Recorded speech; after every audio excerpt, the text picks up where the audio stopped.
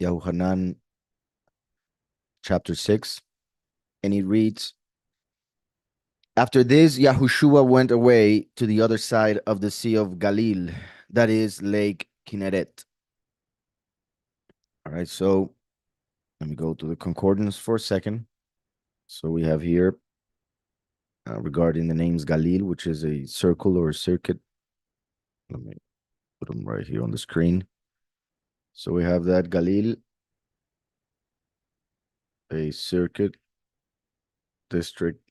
It comes from circle, turning, folding, a cylinder, and that is from the verb to roll. Roll away, roll down, roll together. And all of that also connects with joy. But the point that I wanted to show, and let's add this one as well. So it refers to a false Elohim, at least in as Tiberius. However, the name in Hebrew is the Kinneret, as we just saw here. All right, so let me see something. As I always mention, when Galil appears, it represents history about to repeat itself, or in a way like saying that that which is being told by, in this case, Yahushua, will repeat prophetically. So just like I always say, what the first manifestation of Yahweh on this earth is Yahushua, what Yahushua manifested in the literal sense, the last will manifest it in the spiritual sense, and vice versa. So Galil references history repeating itself, as the book of Kohelet by Shlomo explains, that everything that was will be, and that which will be already was. Right? And there is nothing new under the sun. So just like the ministry of the two witnesses is 1,260 days, 260 days would be pretty much a circuit, right? A circle, just like the passing of time through the year, that of the sun, for instance. And remember that the last is the son of righteousness, Malachi 4:2. So, and that also connects with Mashiach, of course, primarily since he said, I am the light of the world, right? And he came on the fourth millennium, like the fourth day in which the luminaries were created. However, like I said, what one fulfills in the literal sense, the other one in the spiritual sense. And for instance, in this case, the sun is a luminary, is a lamp. However, Yahushua is the light, the essence, that which goes through the lamp. So first and last, the Ruach of Mashiach would be in the last in order for him to become a lamp. So the story would need to repeat itself, and that's what Galil represents. All right. So other than that, look that it says after this. So by saying after this, pretty much saying after, obviously, well, in the historical sense, that after what was mentioned in the previous chapter, then this that is about to be said happen. In the spiritual sense, it is telling us to pretty much restart our interpretation, meaning what we interpreted from the previous chapter, that was a revelation, a prophecy, a teaching, and now we come to a new one, a different one. And like I always say, John wrote in the most profound level of interpretation that is sought, mystery. So in the literal sense, it refers to the coming of the first, but in the spiritual sense, it refers to the coming of the last. So the fact that it says after this can be interpreted as after Mashiach, Yahushua came the first time. Now we go to the second manifestation represented by what we are about to read. So that's why it says Yahushua went away to the other side, as in he came from the east and now he's coming from the west, as Yahweh prophesied in the writings of the prophets, right? That just like the sun that appears from the east and it shines to the west, like all the way to the west in the afternoon, the same way would be the manifestation of his prophecies and of his revelation to this world. So first in the east and then in the west. So Yahushua went away to the other side of the sea, right? The sea. And remember that there is a huge sea, an ocean between the east and the west. And Galil, like I said, represents the repeating of history, a circle. And just remember also that the earth is a circle, according to Isaiah. So the sea of the circle, in a way, we can interpret here as in the sea, the oceans of the world. So obviously, in the literal sense, refers to what happened in Israel with the first manifestation. But spiritually, it is referring to the second manifestation coming on the other side of the world. So after this, Yahushua went away to the other side of the sea. Remember that the sea in prophetical, um, well, in the prophetical sense, it represents the nations, right? The sea are the nations. So to the other side of the nations, Yahushua manifested in Israel, and now in the end times, he would manifest throughout the nations because the people were scattered. And Yahweh said that he would go and gather them. Plus the fact that he would come as a thief in the night, he would come as a Gentile, he would come as an Edomite, not genetically, but in appearances, just like Jacob dressed as Esau, right? Esav, his brother, in order to take the blessing from Yitzhak. So the last will dress as Edom, Esau, as we saw in Isaiah 65, right? Who is uh, the one coming dressed in red from Edom, from Bosra, right? Isaiah 65. So after this, Yahushua went away to the other side of the Sea of Galil, that is Lake Kinneret. And a large crowd was following him because they saw his signs which he did on those who were sick. So it is powerful, it is beautiful, but sadly, it is still earthly. I mean, the fact that they were following him was not because of the truth that he was teaching, but because of the power that they were seeing, right? So it is good that they were following and believing, but unless those signs were manifested, they wouldn't believe, no matter how true his teaching is, right? So in a large crowd, like the many, right, who don't go deeper into the teachings, into the prophecies, into the knowledge given by Yahweh through the scriptures and his Ruach HaKodesh, of course. So when a large crowd was following him because they saw,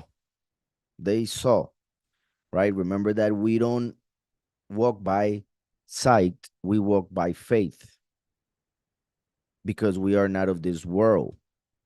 So that is 2 Corinthians 5:7. We don't walk by sight, we walk by faith. Yet they were walking by sight because they were looking, they were seeing the signs.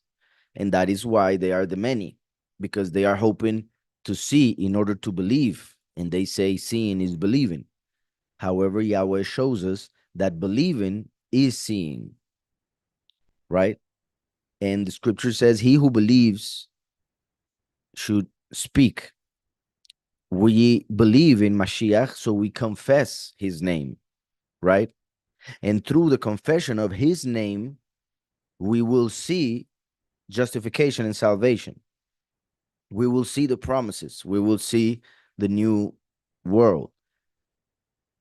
And that is also important. And I will, yeah, I will take this time because Celio sent a video to Harman, and Harman was, well, he showed it to me.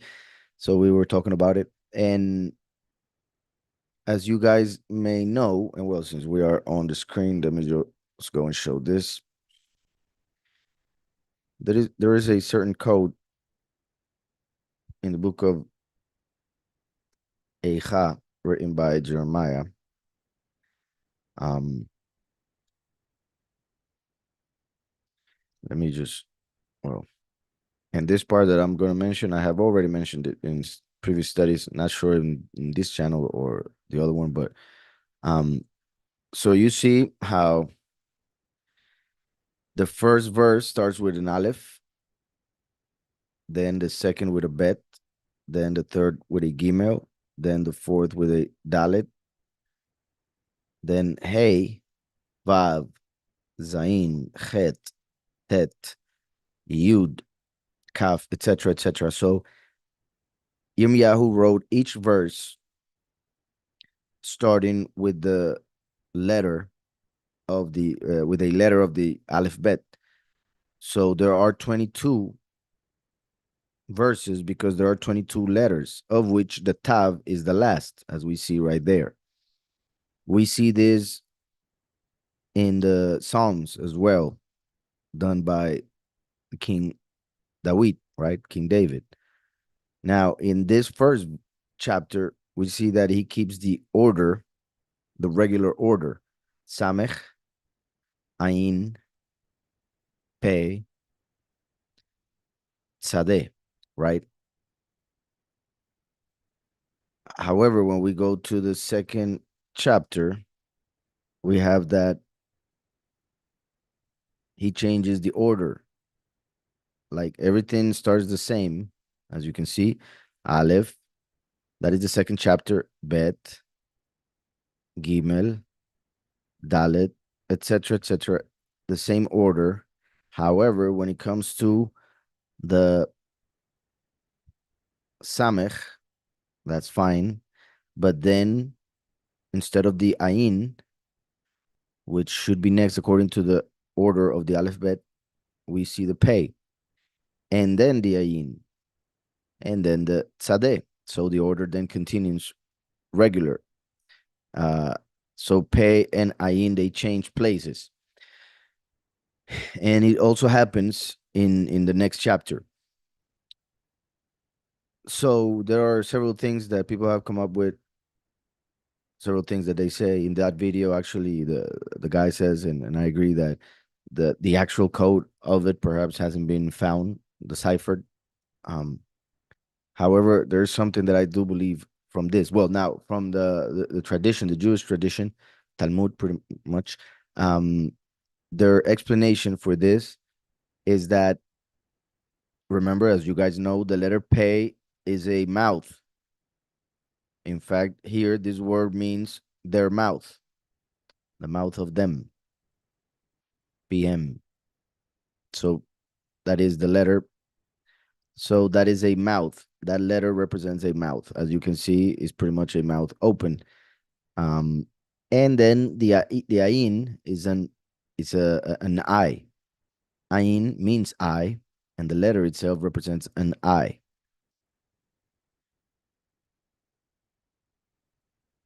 So,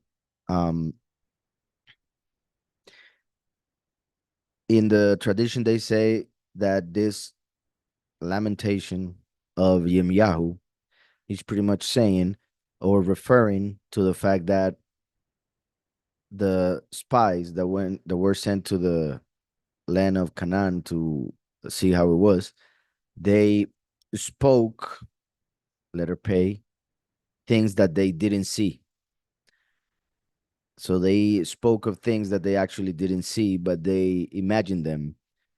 So that's why then the rest of the people fell in disbelief pretty much of the promise of Yahweh, and then they were punished with 40 years around the desert, right? So the explanation, according to the tradition, is that Yirmiyahu put the pay before the ayin because the spies spoke before seeing, without seeing. But I do believe that there is something deeper regarding this, even though I do believe that that is an interpretation and is valid, of course. Um, However, remember that in the book of Genesis, we see that Yahweh, and this is also interpreted in Judaism, just in case, um, that Yahweh created. Um, oh, no, I'm gonna have to go look for it. The heavens and the earth. In the beginning, Elohim created the heavens and the earth.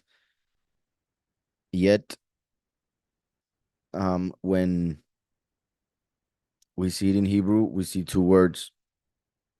Bereshit bara Elohim. In the beginning, created Elohim et hashamayim. So et, the heavens, ve'et, the earth.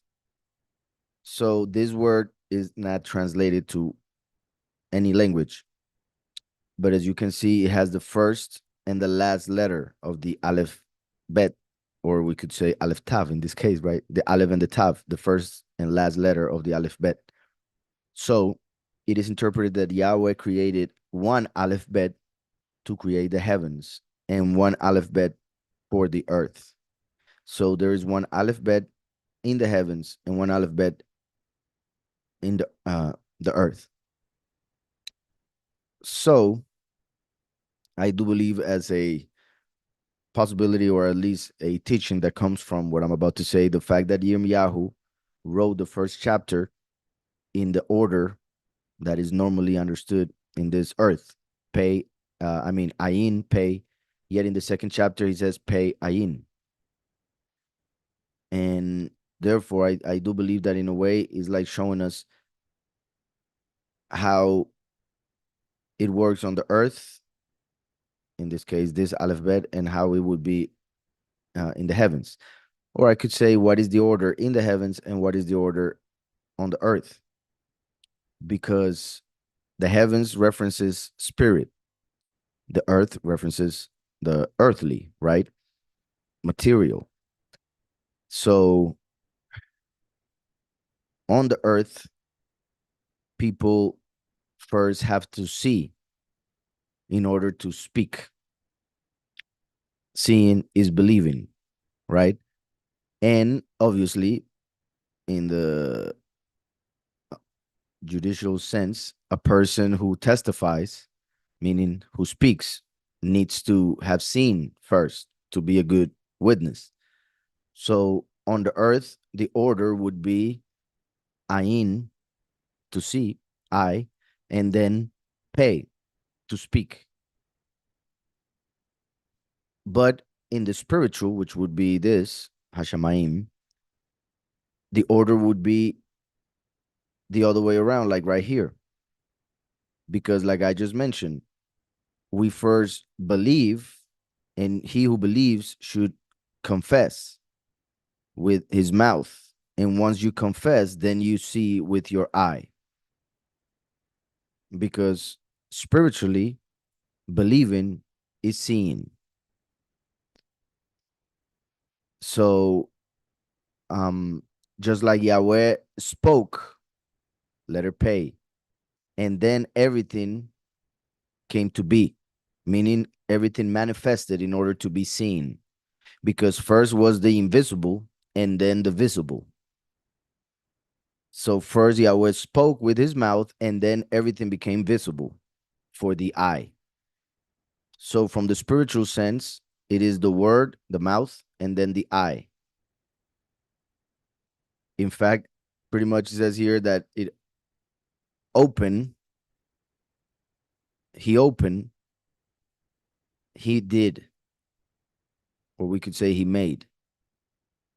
And I'm just using this example, even though we have more in this book, but I just wanted to come to this and see how it says he opened his mouth, and then everything happened, everything was done. So Yahweh spoke and everything came to be. But in the physical sense, you see, and then you can speak about it. I hope that was understood. So I think that's part of what we see in that book of Yirmiyahu, but I know there's a lot more that I'm sure we could get from it. Now let me go back to John. So I was saying all of that. Let me see why. And a large crowd, like the many, was following him. Yeah, because they saw his signs, which he did on those who were sick. Because they saw, meaning the ayin, then they started speaking, let her pay. So they were still in an earthly level. And Yahushua went up on a mountain, and there he sat down with his taught ones, right? Known as his disciples.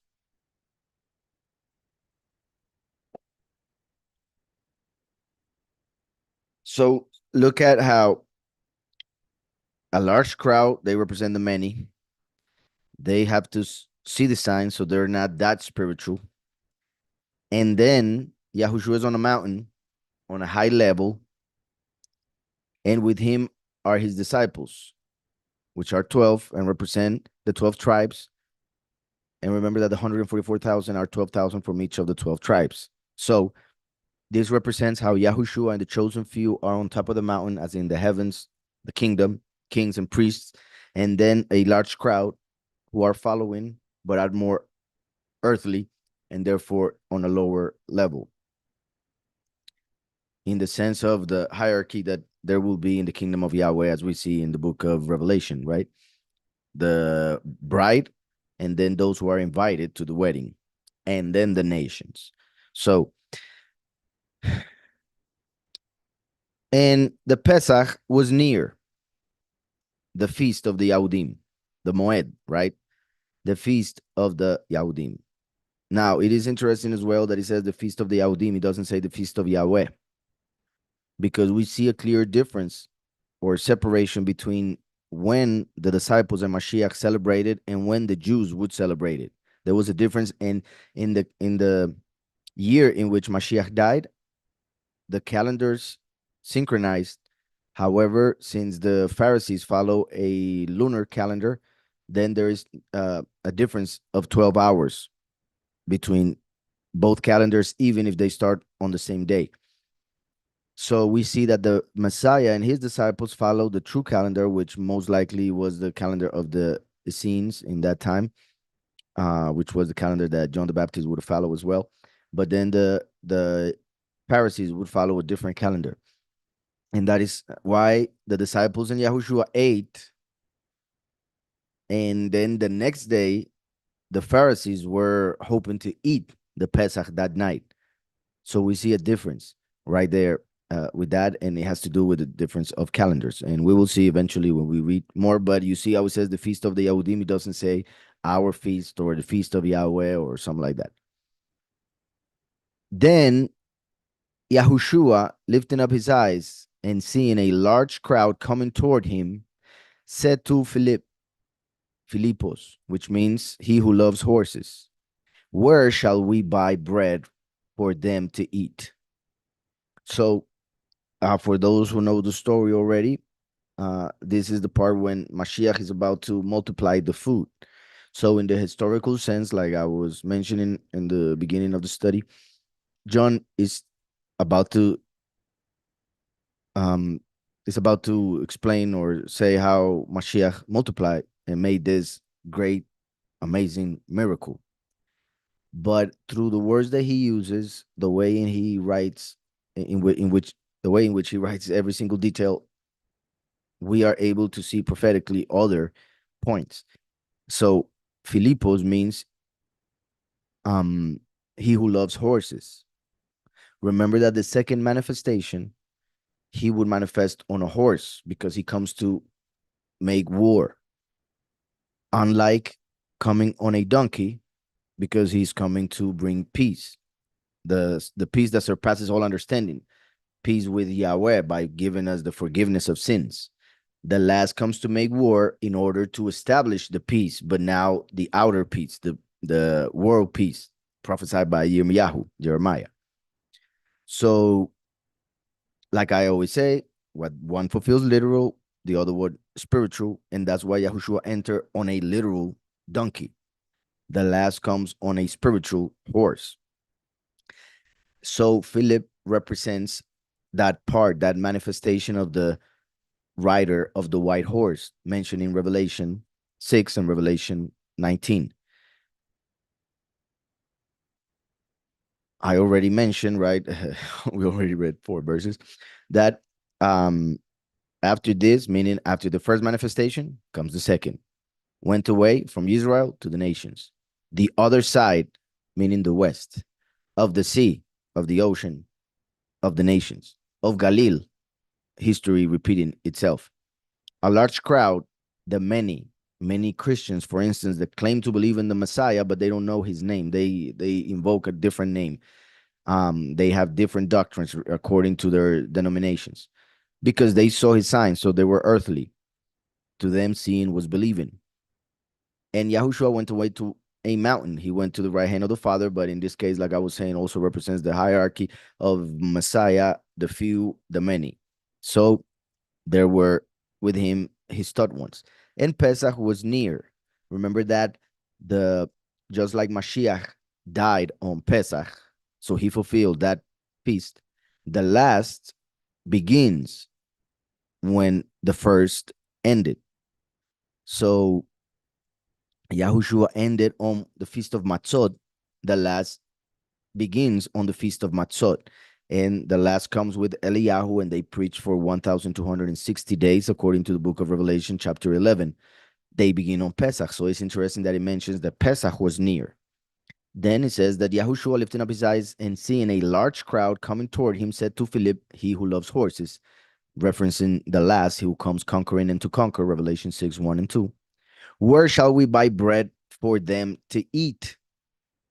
Now remember that there is a story in which Joseph gave wheat, gave pretty much bread, food to the whole world, all the nations who had to come to him because he was the only one wise enough through Yahweh and his spirit, of course, who knew how to keep the food and knew what was going to happen during the 7 years.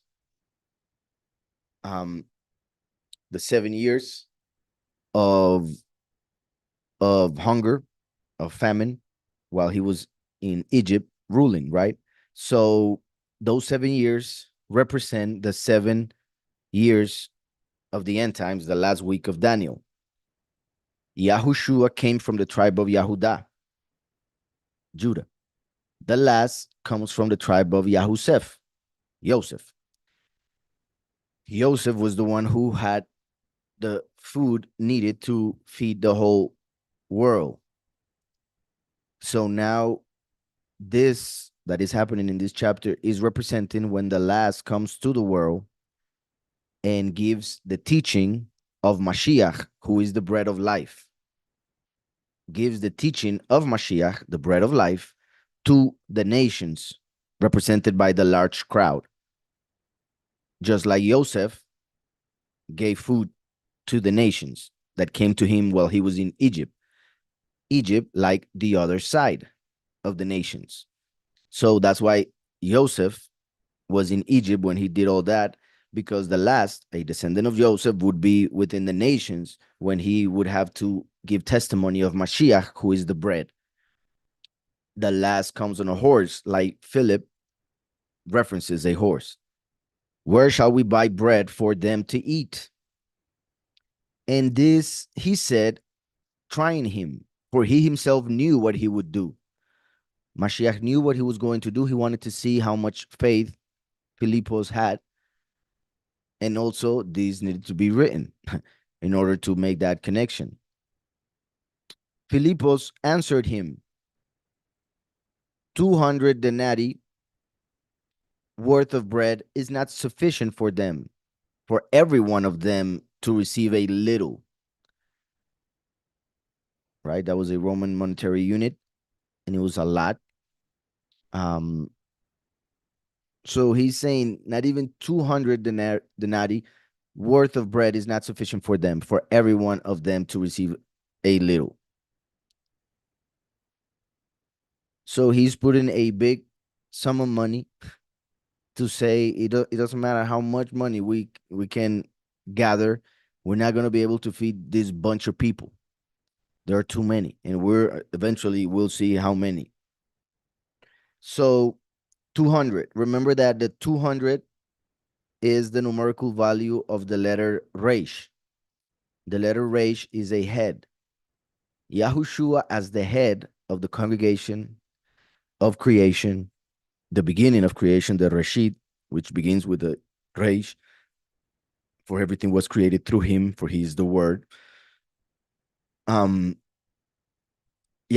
the head, will give bread, will give the teaching to the rest of the body, represented here by the few and the many, the disciples and the large crowd, body and blood.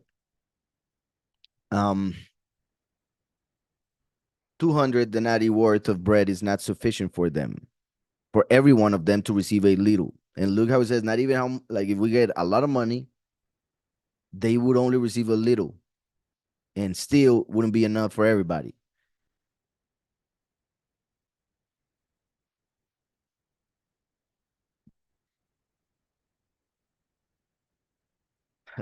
Well, not like that. Let me see.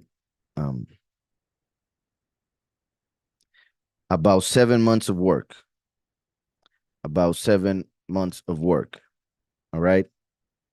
So he's saying even if we use more than half a year of work, a salary of half a year, not even like that, uh, everybody will be able to eat a little. Now, also remember that between the first and the second manifestation, there were there would be 2 millennia. Between the first and the second manifestation, there would be 2 days, 2 millennia, because to Yahweh 1 day is like 1,000 years, right? All we have to do is add a zero. So Philip answered him, 200 denarii um, worth of bread is not sufficient for them. Just like, sadly, 2,000 years hasn't been sufficient. In fact, it has been worse when it comes to, because of the enemy, the sin of the world, idolatry, Rome, etc. Um, the bread is the spiritual bread is lacking more and more each and every day. With the passing of time, there is less and less revelation in the churches and religions of nowadays. Philip answered him, 200 denarii worth of bread is not sufficient for them, for every one of them to receive a little. One of his taught ones, Andrew, which means a man, so he represents the Son of Man. Well, there are two ways of seeing it. Yahushua as Philip, as in the lover, he who loves horses, and then Andrew as the man, so he who loves horses, the Son of Man, right? He who comes conquering and to conquer. If we want to separate them as two different people, then it will be the two witnesses, of course. The one who comes on a horse and the one who comes with him, the man who comes with him. So one of his taught ones, Andrew, the brother of Shimon Kepha, said to him, Here's a boy. Here is a boy who has 5 barley loaves and 2 fishes, but what are these for so many? So this is an interesting part of the story. It is amazing that there is a boy who's willing to give his food, and perhaps he had the faith and the understanding that Mashiach could do it, and that's why he offered it, right? Because otherwise, I believe it will be.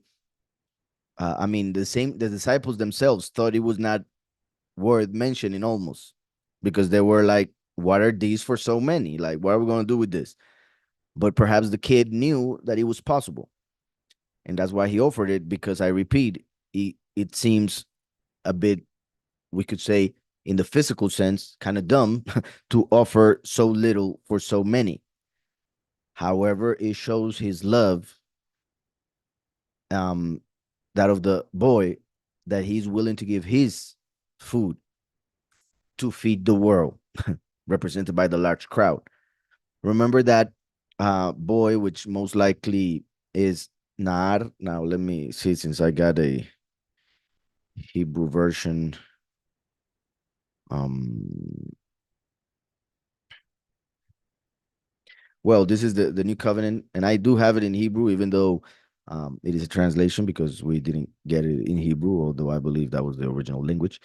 So Naad is the word that most likely is found here or would be found here in Hebrew, and that is a word that refers to the Malach, Mikael, sent by Yahweh with his name. So he is seen as a younger version, as a little Yahweh. Some men call him in some writings.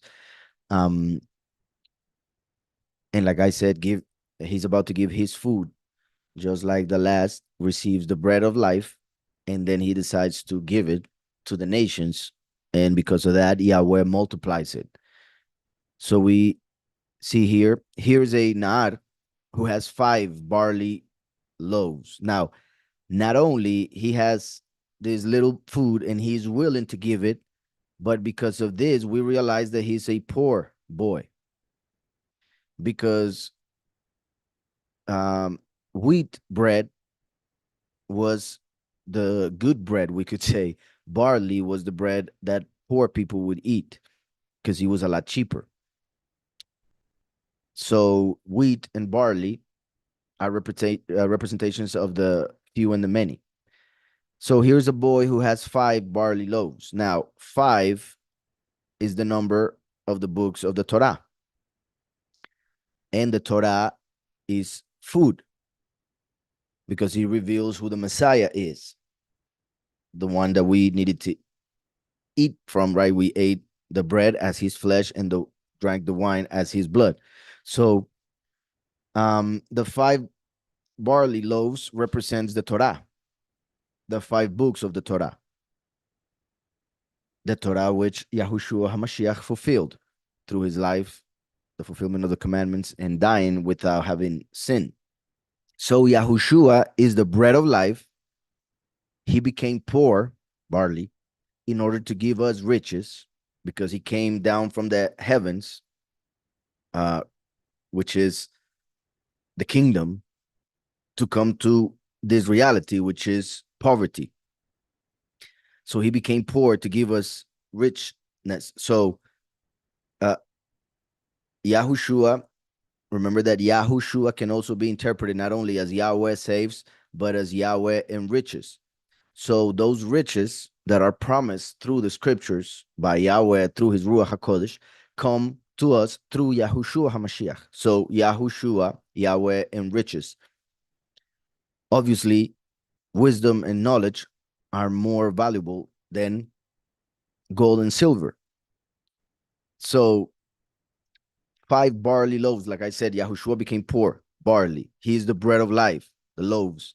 He fulfilled all of the Torah, 5. To give us favor, 5. And his spirit, 5. Favor, revelation, spirit, and other things are connected to the number 5. Now, then it says, and 2 fish right here. These 2 represent the 2 witnesses.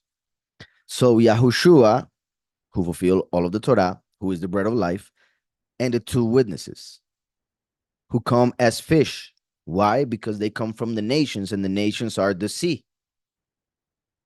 Plus, remember that Yahushua said to the disciples, I will make you fishers of men. And the 2 witnesses believe through the writings left by the disciples.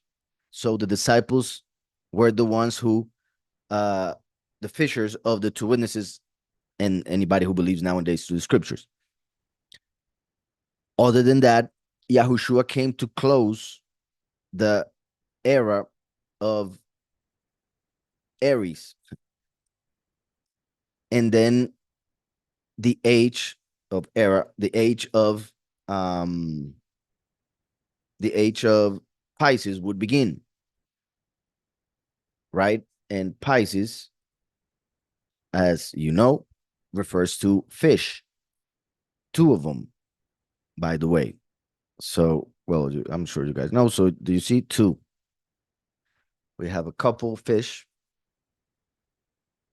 That is Pisces, and that's the age, the era that started right after Mashiach died, when he closed the age of Aries. So Yahushua, as the lamb, died to finish the age of Aries, and then came the age of Pisces that will close with the death of the 2 witnesses, who are as fish. I hope that's understood. So here we have a representation of Mashiach the fulfillment of the law, the 5 loaves of bread, and the 2 witnesses who would end the age of Pisces. So here's a boy who has 5 barley loaves, 2 fishes, but what are these for so many? Right? And Yahushua said, make the people sit down. Now there was much grass in the place. That is part of the fact that it was spring, close to Pesach, because there was grass. There was much grass in the place.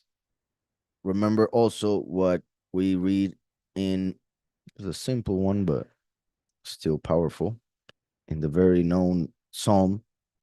Yahweh is my shepherd. Yahweh is my shepherd. I do not lack. He makes me to lie down in green pastures. He leads me beside still waters. Right? So this is important because remember that in John 10, Yahushua says, I am the door and the good shepherd.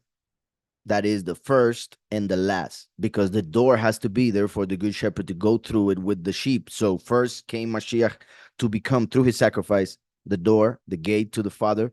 And then the last comes to be the good shepherd who leads the sheep through that gate into the kingdom of Yahweh, as we also see in Micah chapter 2 at the end of the chapter. So the fact that he says here, Yahweh is my shepherd, that refers to him coming as the last, as the good shepherd, because by that time Yahushua the first would have already come, and he is the son. Yet here is the father coming as the shepherd, because the first came as a son, the last comes as a father, because he becomes the father of the 144,000, spiritually speaking.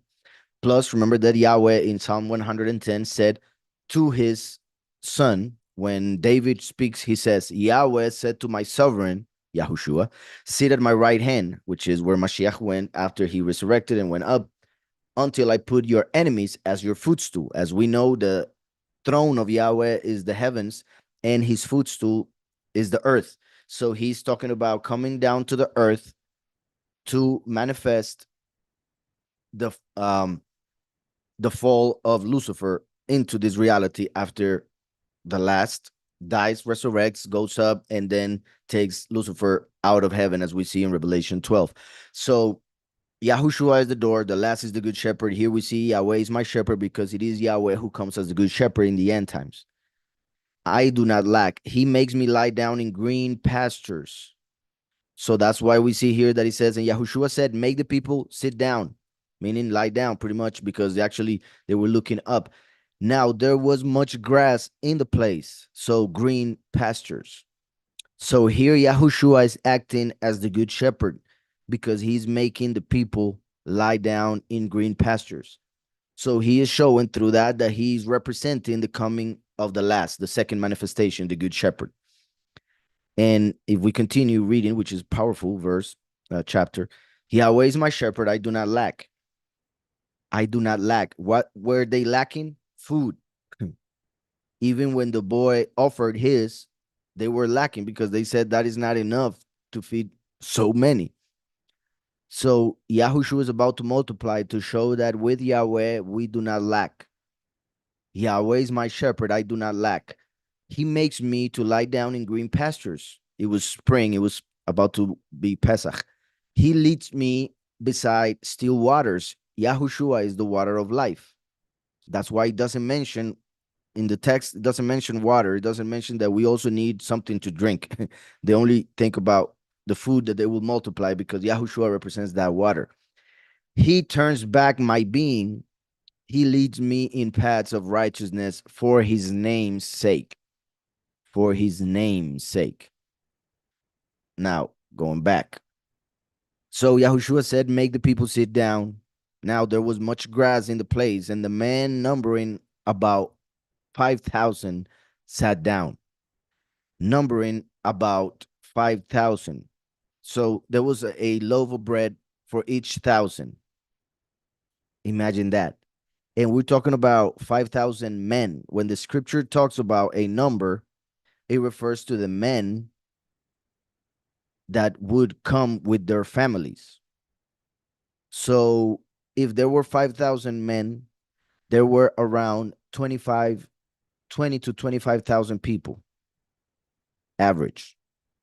Because let's say just the man with the wife and just one child, that would be 15,000. But it wasn't normal to just get or have one child. They would have as many as possible, right? So there would be a family with one, there would be a family with three, there would be a family with five.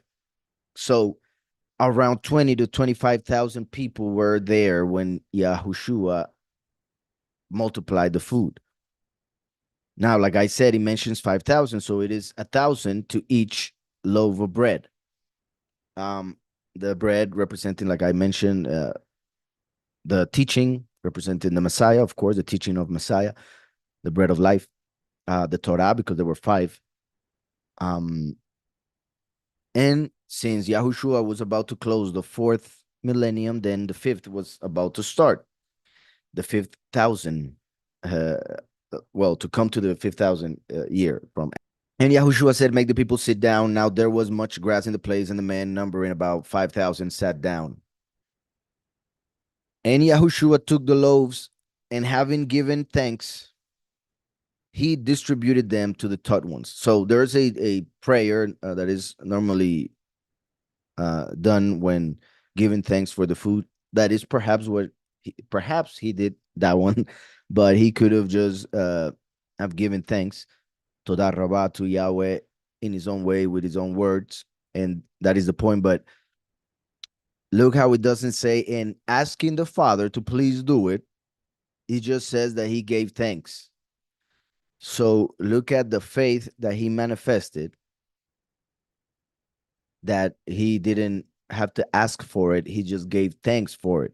And that is something important, because remember that the prayer known as as well, I guess they say Holy Father, right? But remember that is the prayer that Yahushua gave as an example, not just to repeat it, but as an example.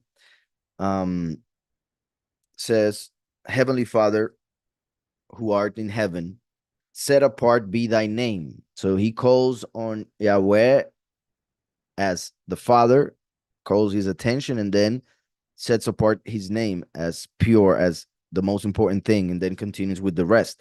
And he comes to the part where he says, our daily bread, right? Give us today our daily bread. So in the prayer that Yahushua is given as an example, he himself shows that the bread is ours already. He provides bread. All we need to do is ask for it. Our daily bread is already ours for each day. Our daily bread give us today. So it is there. Yahweh already has it for us ready. We need to ask for it. So this is pretty much what we see here. To him, it is a given. So he gives thanks. And Yahushua took the loaves, and having given thanks, he distributed them to the taught ones. So he gave the teaching to the disciples, and then the disciples would give it to the people. Now, here we're talking about bread, about actual food, but what it represents is how Yahushua taught the disciples, and then the disciples gave the teaching to the world. But also how Yahushua will connect to the chosen few, and then the chosen few will connect to the many. And Yahushua took the loaves, and having given thanks, he distributed them to the taught ones, and the taught ones to those sitting down. And the same with the fish, as much as they wished. So they just started distributing the food. There were 5 loaves, 2 fish, but they continue to distribute and distribute amongst thousands as much as they wished. So that is the also the multiplication of his revelation of what Yahweh would do in the end times. It is interesting that there is something in the book of Genesis. Yahweh says multiply, right?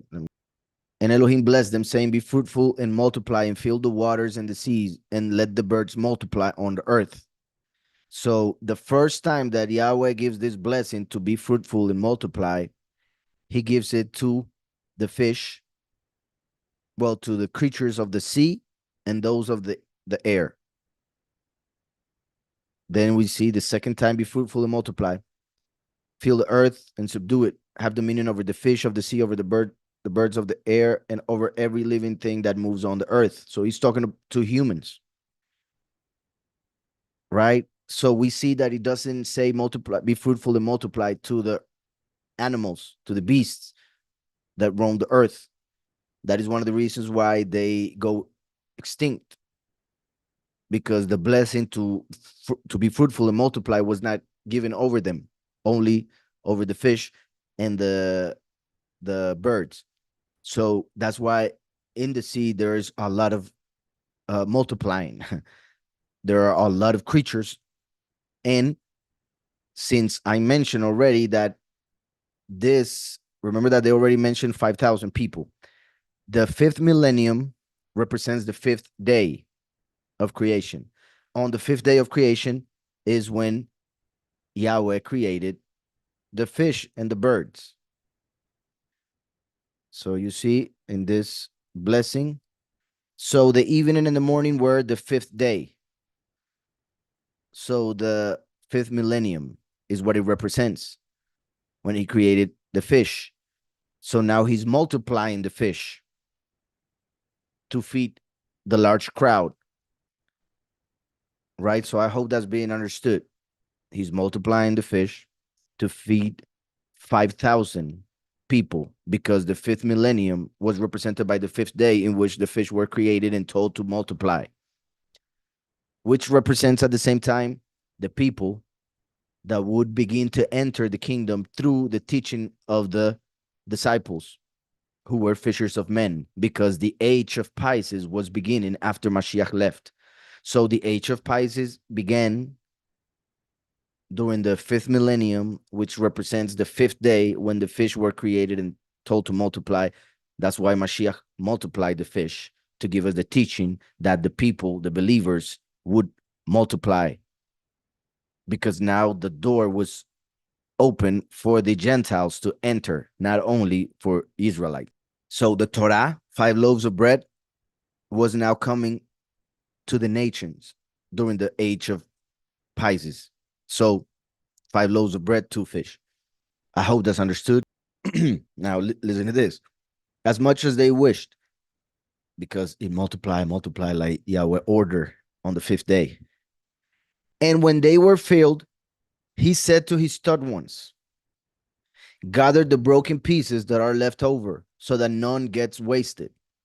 I love this for several reasons. One, that it doesn't matter how much you're able to multiply and how much Yahweh gives you, you need to be able to manage it correctly, be a good administrator, right, of the things that Yahweh gives you, have order, and do not waste.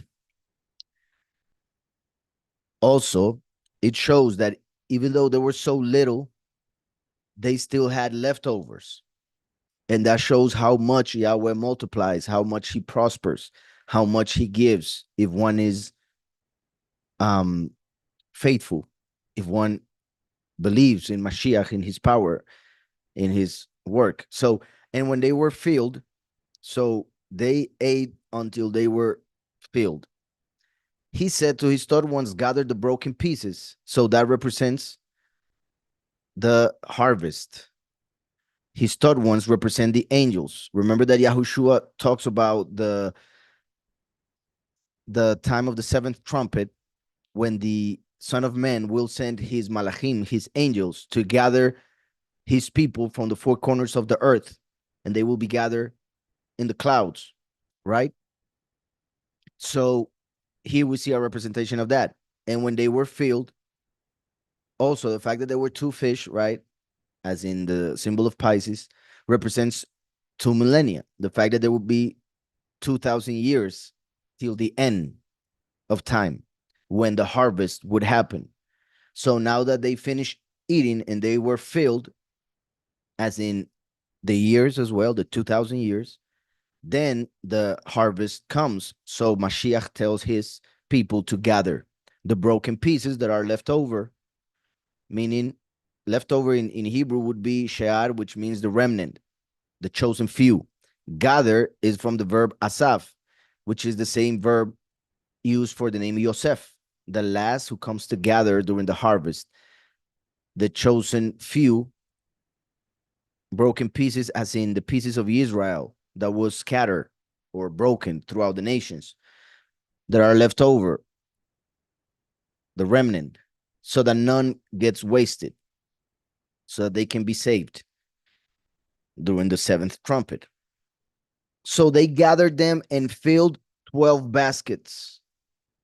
There were 5 loaves of bread. At the end, they had 12 baskets with broken pieces of the 5 barley loaves which were left over by those who had eaten.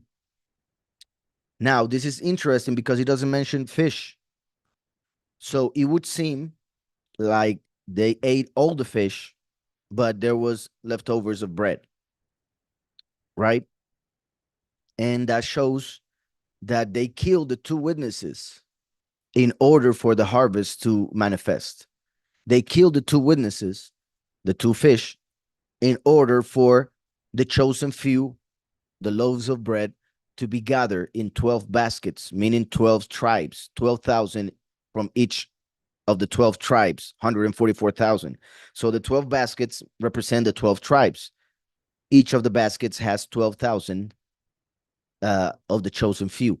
So they gathered, they harvested them and filled 12 baskets, as in 12 tribes, with broken pieces, the chosen few from the 4 corners of the earth, all the nations, of the 5 barley loaves of the Torah. Remember that the chosen few are the body, and the body is represented by the bread. So the chosen few are the bread. 12 baskets with broken pieces of 5 barley loaves, which were left over by those who had eaten. Then the men, having seen the sign that Yahushua did, said, "This is truly," listen to this, "the prophet who is coming to the world." Remember that in John 1, we see something that in Christianity they tend to skip, sadly. We saw this already, but perhaps somebody will see this without seeing the previous part. And there's a lot about this, but I think this is the easiest, hopefully, way to understand it or at least see it. And what I mean is that perhaps people may not understand it because of the lack of scripture, lack of knowledge, lack of reading, lack of teaching. um, but it is something that cannot be contradicted when we see it here. So now this was the witness of Yahushua when the Yahudim, this is talking about John the Baptist. The Yahudim, the Pharisees, sent from Jerusalem priests and Levites to ask him, "Who are you?" So they wanted to know who was John the Baptist, why he was doing what he was doing. And he confessed, and I'm not going to explain all this. The chapter is already recorded. I just want to mention one thing. He confessed and did not deny, but confessed, "I am not the Messiah." So that is the most important role. So that's why this is the first one he mentions or denies. And as we know, Yahushua is the Messiah. Right? So we already know Yahushua is the Messiah. And they asked him, "What then? Are you Eliyahu?" So he said, "I am not." So Eliyahu is a second sent one by Yahweh. And he is one of the 2 witnesses of Revelation 11. So he said, "I am not." "Are you the prophet?" And he answered, "No." So there's a third envoy, there's a third messenger called the prophet.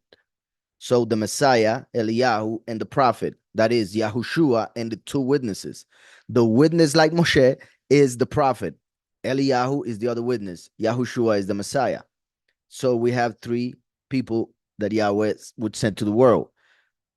But now we see here that when they saw this sign that Yahweh, through Yahushua, provided food for everybody that was there who represented the nations, they said, "This is truly the prophet." So they didn't realize he was the Messiah at that moment.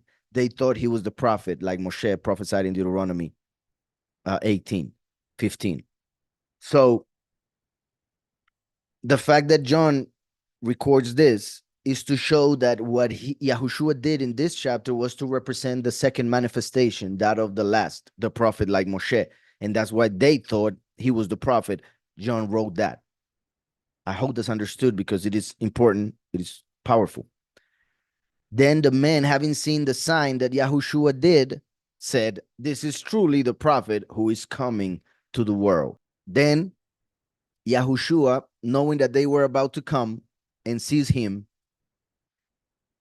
listen, that they might make him sovereign. Yahushua came to become the high priest according to the order of Melchizedek. So he came as the high priest. The last comes as the king, as the sovereign.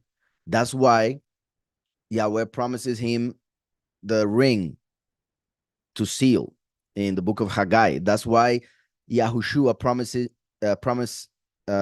the conqueror, to give him the scepter to rule the nations, the rod of iron. And that's why it is in Revelation 19 where he appears, and on his tide it says, King of Kings, Sovereign of Sovereigns, right? So the first manifestation as priest, the second as sovereign. So we see here that they thought he was the prophet and they wanted to make him sovereign, because the prophet becomes the king, the Messiah becomes the priest. So it is important to see all of this. They thought he was the prophet.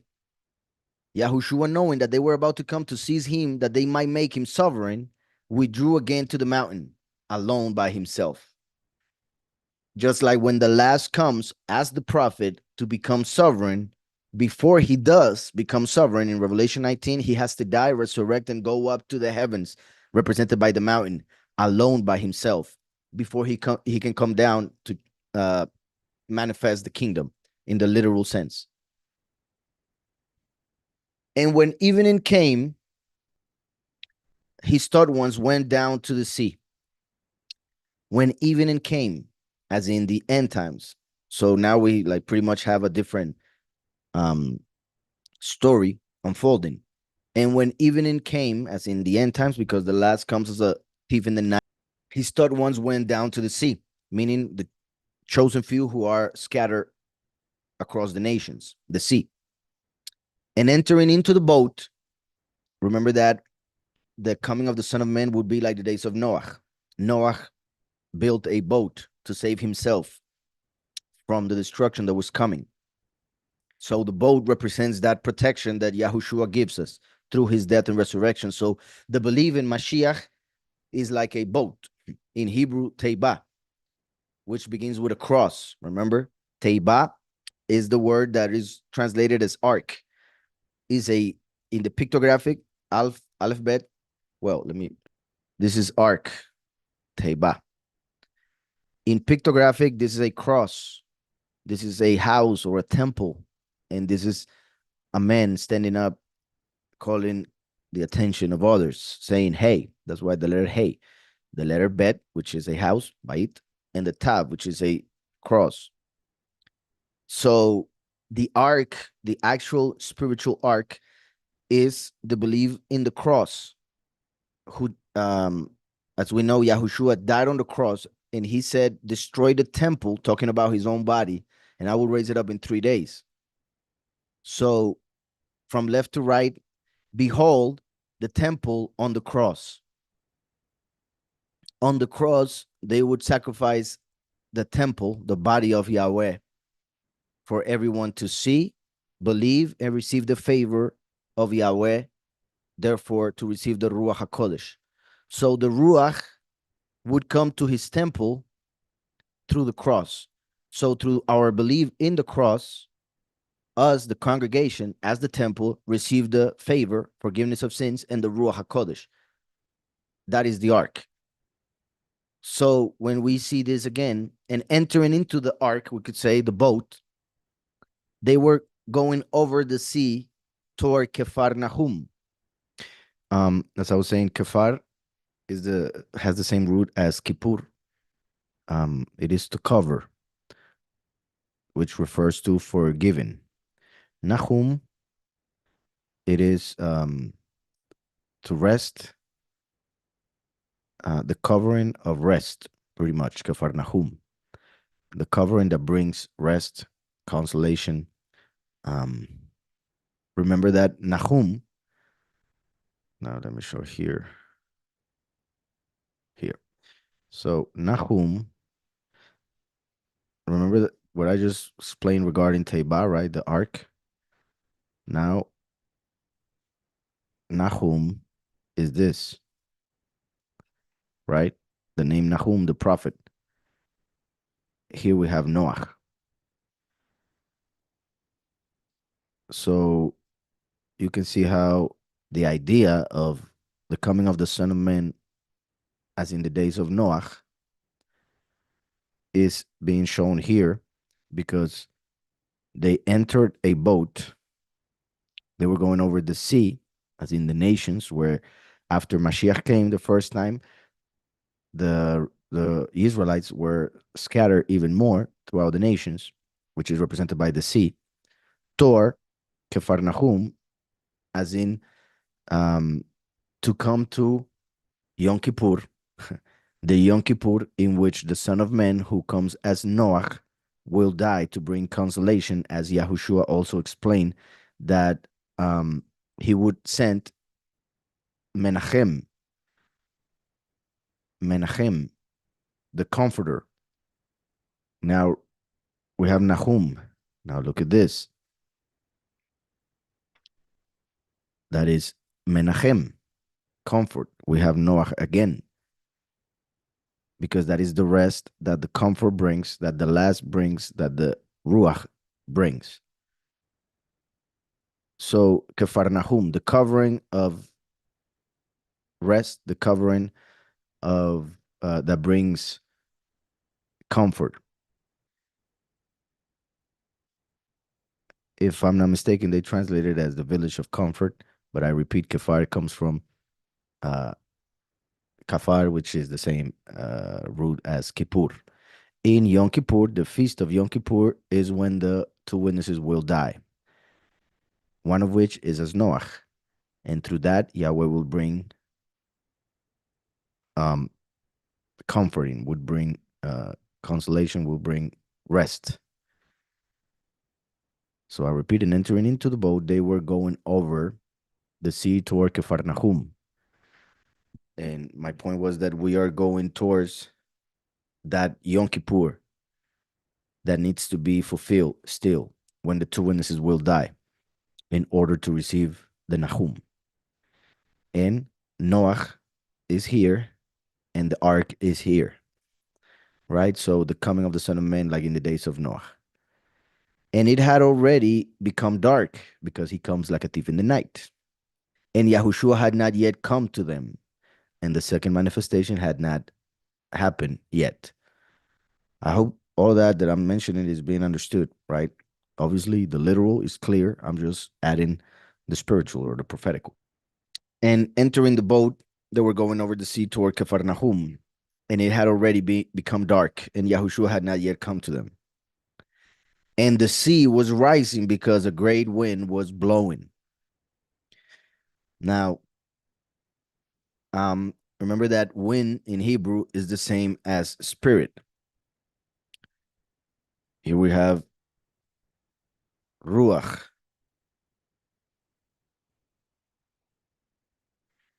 And in fact, now that I mentioned this, you see how ruach, which is translated as wind, and like I mentioned, also spirit, begins with a resh, and that is the numerical value 200, as in the previous verses when Philippos said that not even having 200 denarii were they would be able to feed so many people.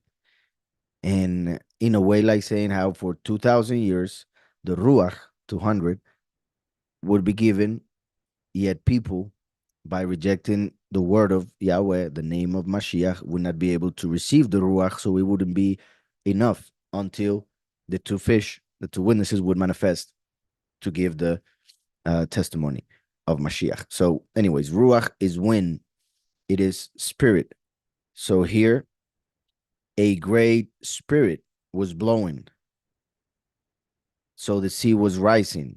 The sea represents the nations. We see how the end times the nations are rising against each other, like Yahushua prophesied in Matthew 24, Mark 13, and Luke 17. Yahushua prophesied that nation will rise against nation. That is the sea rising, because the sea represents the nations. And why? Because there's a wind, a spirit that is influencing them.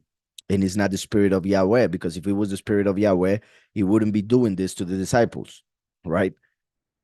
So, and the sea was rising because of a great wind, because a great wind was blowing. And when they had rowed about 25 or 30 stadia, approximately 5 to 6 kilometers or 3 to 4 miles, but 25 or 30.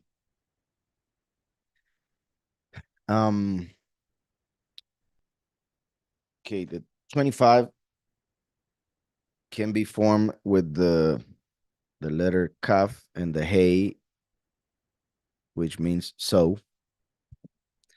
But it is the palm of the hand with the ruach, the palm of the hand that holds the ruach. And we're about to see the Messiah holding that ruach, that wind, stopping it,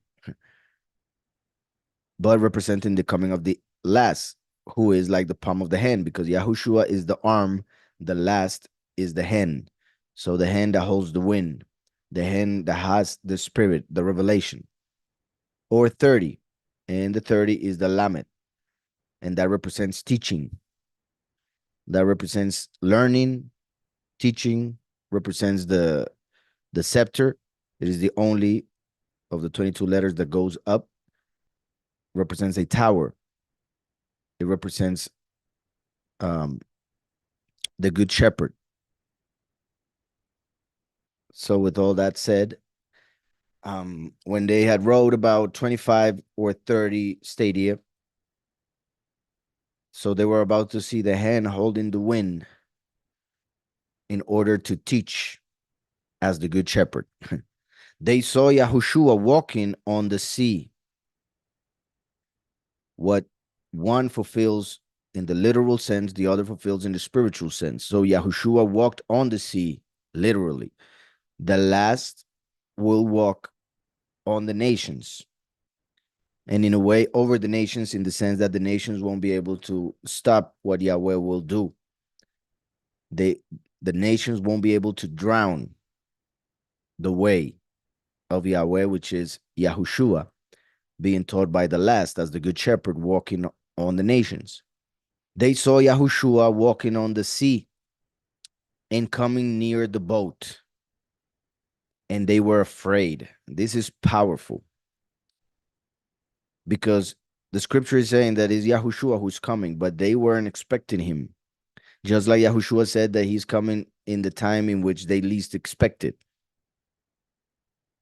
Just like when Moshe came down, they were not expecting Moshe to come down with the tablets. That's why he broke them, because they were worshiping the golden calf, just like nowadays, because of the apostasy. Everybody's worshiping the golden calf, and then the last will manifest.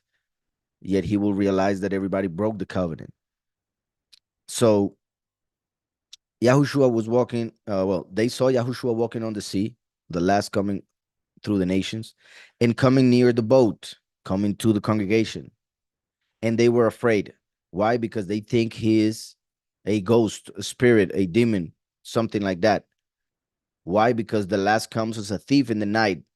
So they were afraid because they saw him as a thief, right? When the few look at the last, they won't realize it right away, but they will become afraid in one way or another. One afraid of believing and understanding when they are what they will be understanding and knowing and seeing, feeling, receiving from the Father. That will cause a certain fear, because it's not what people will expect. So, and they were afraid. I repeat, the last comes as a thief in the night. They will see him as, the world will see him as wicked, as evil, just like they saw Mashiach. So if they saw Mashiach as that, for sure, and even worse, will they see the last, because the last comes as a prodigal son. Yahushua never sinned. Yahushua is perfect. Yet they said that he was possessed by a demon, that he was working for Baal Zebub. So they were afraid. And he said to them, "It is I. Do not be afraid." So he reveals himself to his chosen few, to the disciples, and tells them not to be afraid, to recognize him.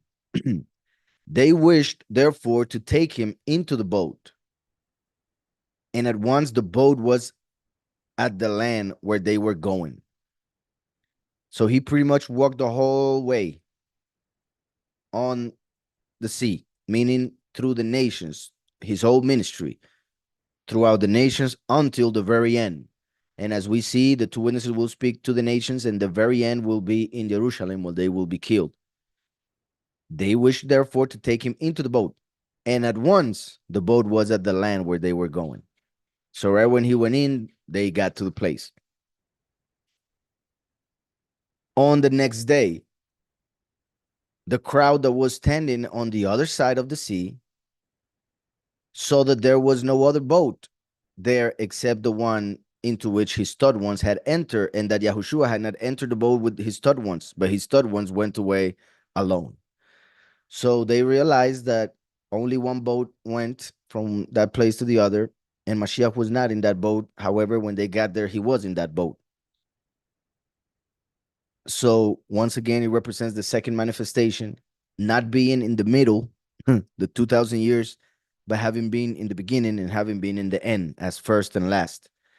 On the next day, the crowd that was standing on the other side, as in Israel, meaning spiritually, of the sea, the other side of the nation, saw that there was no other boat, there was no other ark there except that one into which his stud ones, his disciples, had entered, and that Yahushua had not entered the boat with his stud ones, but his stud ones went away alone. But other boats came from Kinneret near the place where they ate bread after the sovereign had given thanks. Therefore, when the crowd saw that Yahushua was not there, nor his stud ones, they themselves also entered into the boats and came to Capharnaum seeking Yahushua. So the ones that saw that Yahushua multiplied the food, when they realized that he had left, they went into their boats to the other side, seeking him, seeking Yahushua. And remember, Malachi 3, the sovereign you are seeking comes to his Eikal. The sovereign you are seeking, Yahushua HaMashiach. So, seeking Yahushua, just like people would go to Egypt looking for food. And having found him on the other side of the sea, they asked him, Rabbi, when did you come here? When, as in, when is the second manifestation? When he manifests, people will start wondering when, how, etc. Yahushua answered them and said, Truly, truly, I say to you, you seek me, not because you saw signs, but because you ate of the loaves and were satisfied. So their satisfaction was physical, earthly, because they saw signs they were following. They wanted more food. They didn't want the teaching necessarily. They were seeking things of the world instead of those of the heavens, those of the spirit. And Yahushua is clear by saying this to them. Yahushua answered them and said, Truly, truly, I say to you, you seek me not because you saw, not because you saw signs, like not even because of the healing of people, but because you ate of the loaves and were satisfied. Because you ate. So in the literal, in that time, he's saying it's because you ate and you wanted more food. That's why you're here. But in the spiritual, you see how it is not about the physical signs, but about the spiritual food, the teaching of the Torah according to the spirit, according to the truth. The chosen few, the ones that will believe in the last when he manifests in the nations, will be the ones who are not actually seeking for signs in order to believe, but those who, through the teaching, which is the food, through the revelation, will believe and therefore become satisfied. Very important. Then Yahushua talking to them, because they were focused on the temporal instead of the eternal, said, "Do not labor for the food that is perishing, but for the food that is remaining to everlasting life." So you see that Yahushua reveals what the food represents. When he multiplied the food, he was representing the food that is remaining to everlasting life. Right? So in that time, Yahushua took the moment to explain to them that they shouldn't seek those things that will pass away. They should seek those things that are eternal. But prophetically, he's teaching us what the multiplying of the food represented, multiplying the teaching which leads to eternal life. Do not labor for the food that is perishing, but for the food that is remaining to everlasting life, which the Son of Adam shall give you. So you see that Yahushua, he even gives the key or the main point of the spiritual revelation from this chapter, because he speaks in the third person. Obviously, he refers to himself, who will give his own flesh as the good news, his basar as the besorot. Remember that Yahushua gave his flesh, and that is basar in Hebrew. He gave his flesh, his body on the cross. And if we add the plural of the word, which would be ot, we have besorot, which is the right service, but the ministry, the teaching of the good news. You see the tidings, the good tidings, besorot, just to make sure that the pronunciation is. So besorot, the good news. So Yahushua gave his flesh for the good news to be given. So Yahushua is talking about himself and about the second manifestation, because one fulfills it in the literal. He gave his own flesh, and that is the teaching. And the last, in the spiritual, he will teach about Mashiach. So he will give the bread. So it says, but for the food that is remaining to everlasting life, which the Son of Adam, the Son of Men, third person, as in he who comes in the end times, because the coming of the Son of Man will be like in the days of Noah. And he just mentioned Nahum, connected to Noah, and the boat connected to Noah. So, which the Son of Adam shall give you in the end times, shall give the people.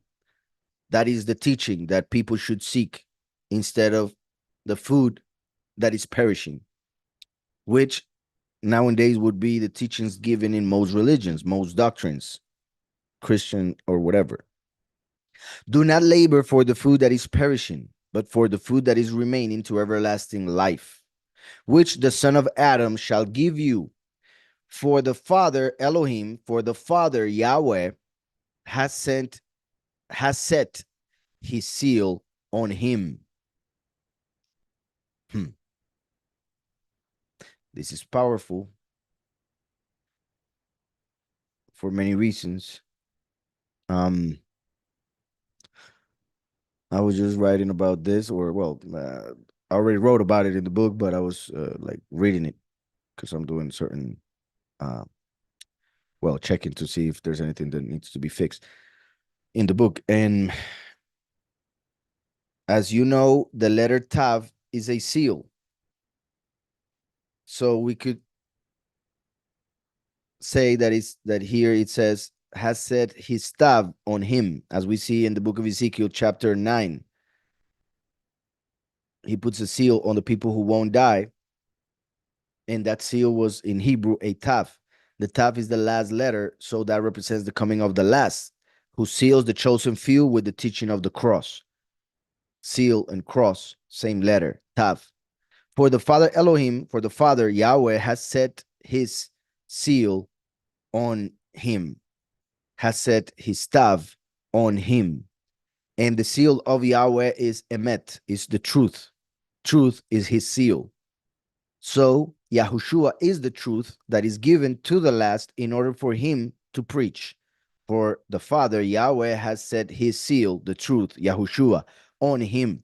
For the last is the throne. So Yahushua the Lamb is on him, the Spirit given to him as the seal.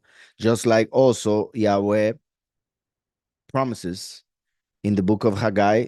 I mentioned it earlier a little bit, but go again, this time showing it here. Talking to Zerubbabel, which means sown in confusion, born in Babel, referring to the last coming to the nations. And Yahweh says to him, speak to Zerubbabel, the governor of Yahudah, saying, I am shaking the heavens and the earth. Paul refers to this as a prophecy to the very end of time, because Yahweh shook the earth through the flood of Noah. But now he will shake the heavens and the earth. What he did to the earth, he now will do it to the heavens as well. The angels will be judged this time. So I am shaking the heavens and the earth when the coming of the Son of Man, as the days of Noah, happens, represented by Zerubbabel, who was born within the nations. I am shaking the heavens and the earth, and I shall overturn the throne of reigns. Halel, who is above as leader of the nations of this world, this reality. And I shall destroy the might of the reigns of the nations when Lucifer is expelled from heaven and comes to the earth, and overturn the chariots and their riders, as it says in Exodus 15, when the people of Yahweh crossed the Sea of Reeds or Red Sea. The song that they sang, which represents the song of Moshe and the Lamb, sang in Revelation 15 by the chosen few after the harvest. Overturn the chariots and their riders, and the horses and their riders shall come down, each by the sword of his brother. In that day, declares Yahweh of hosts, I shall take you, Zerubbabel, the last. I shall take you, who was born in the nations, in confusion, as the prodigal son, in the apostasy. My servant, son of Shealtiel, son of him who was asked for. um, well, this name Shealtiel comes from the verb to ask for, and El, the mighty one. So the person that was asked by the people for the mighty one to send to the world. That's what Shealtiel refers to. He who was asked for to the Father. So Shealtiel. And that also connects with Malachi 3:1 that we saw a moment ago regarding Yahushua as the sovereign whom you seek will come to his temple, and the Malach of the covenant whom you desire. So we ask Yahweh for that which we desire. So Zerubbabel, son of Shealtiel, represents he who is the desired of nations. So my servant, son of Shealtiel, declares Yahweh, and I shall make you as a signet, for I have chosen you, declares Yahweh of hosts. So he will be the ring in the hand of Yahweh to seal, kachotam, as a seal, chotam. Chotam is a seal, and you see the tav within it, just in case. So Yahweh makes the last a seal. And we see here that he's saying pretty much that same thing, which the son of Adam shall give you, for the Father, Yahweh, has set his seal on him, as Zerubbabel. So Yahushua gave literal food to represent the spiritual food that the last would give as the Son of Man. So they said to him, what should we do to work the works of Yahweh? What should we do to work the works of Yahweh? Now, this is beautiful because they pretty much are saying, how should we fulfill the commandments? What is the fulfillment of the commandments? How can we do the work that Yahweh gave us to do while on this earth? What should we do to work the works of Yahweh? Yahushua answered and said to them, this is the work of Yahweh, that you believe in him whom he sent. That is beautiful because it becomes so simple. Well, in theory, right? This is the work of Yahweh. This is the to fulfill what Yahweh gave us to fulfill is to believe in the Messiah whom he sent. But the fact that he doesn't say to believe in the Messiah, but instead that you believe in him whom he sent, then it refers to believing in Mashiach and believing in the two witnesses, because the three of them are sent by Yahweh, as we saw in John 1. But obviously, mainly to the Messiah, because if you believe in the Messiah, then you will believe in the two witnesses. If you believe in the two witnesses, you will believe the Messiah. So, this is the work of Yahweh, that you believe in him whom he sent. Through doing that, we fulfill the Torah, because Yahushua fulfilled the Torah. So by us believing in Mashiach, in his work of fulfilling the Torah and dying without committing a sin and resurrecting, because the Torah says that he who fulfills these commandments will live by them. So Yahushua lives by them. We receive the promise as Abraham did, because he believed and that was accounted for righteousness. So we believe in Mashiach, the seed that came through Abraham. So we receive righteousness before the throne of Yahweh. So they said to him, what sign then would you do so that we see and believe you? What would you do? Now, he had already performed many signs, and he had multiplied the food the previous day, and many of them knew. So they just want to see more. They want to see for themselves. So it becomes very um like close-minded. And once again, seeing to believe is what they are asking for. So they said to him, what sign then would you do so that we see and believe you? We see and believe you. Seeing is believing. They are saying it pretty much. What would you do? Our fathers ate the manna in the wilderness, right? They're talking about the people of Israel while in the desert receiving heavenly bread, but a physical bread, nevertheless. So it wasn't actual spiritual bread. It was physical because they ate it, but it was coming from the heavens, so it represented the heavenly bread. However, they didn't understand that it was still a representation. They thought that was the sign, that was the great miracle. And of course, it was a great miracle, but it was not the greatest.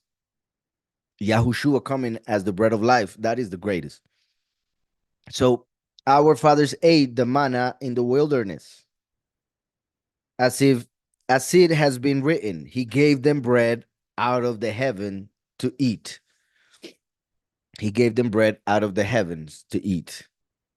Therefore, Yahushua said to them, truly, truly, I say to you, Moshe did not give you the bread out of the heaven, but my Father gives you the true bread out of the heavens. Another very important, powerful verse here. Now, first, let me just Psalm 78:24. And he rained down manna on them to eat. I'm sorry. And he rained down manna on them to eat, and he gave them the grain of the heavens. The grain of the heavens. Here, you see how it says in Hebrew, it says lechem abirim. Lechem abirim, akal ish. So, bread of mighty ones. That's why some translate this as bread of angels. So it was a certain type of food that the angels in their heaven, I mean, that is one interpretation, of course, ate, and Yahweh gave that bread to the Israelites because they were becoming as angels, as malachim. However, that shows that the malachim are still physical, just a different physicality, a different type of matter, like dark matter, still matter, right? So matter and dark matter, as in the matter that we see and the matter that we don't, but it's still matter, so still physical, like the bread of the heavens that came down for them to eat as the bread of the mighty ones, as the bread of the angels, but it was just a representation of the fact that Yahushua would come to become the bread of the true heaven, the third heaven, that of the Father who is invisible. So, with that said, now look at this. Therefore, Yahushua said to them, truly, truly, I say to you, Moshe, remember that they thought that he was the prophet. Moshe references the prophet because the prophet is the prophet like Moshe. Yahushua is talking about the Son of Man giving them the bread for everlasting life. And now he talks about Moshe giving them manna. So he's pretty much alluding to the fact that the last, as the prophet like Moshe, will give the true manna to the chosen few, meaning the teaching of Yahushua, the bread of life. So therefore, Yahushua said to them, truly, truly, I say to you, Moshe did not give you the bread out of the heavens, but my Father. Because remember that Yahushua came as the Son, the last comes as the Father. The Father said to the Son, sit at my right hand until I, the Father, put your enemies as your footstool.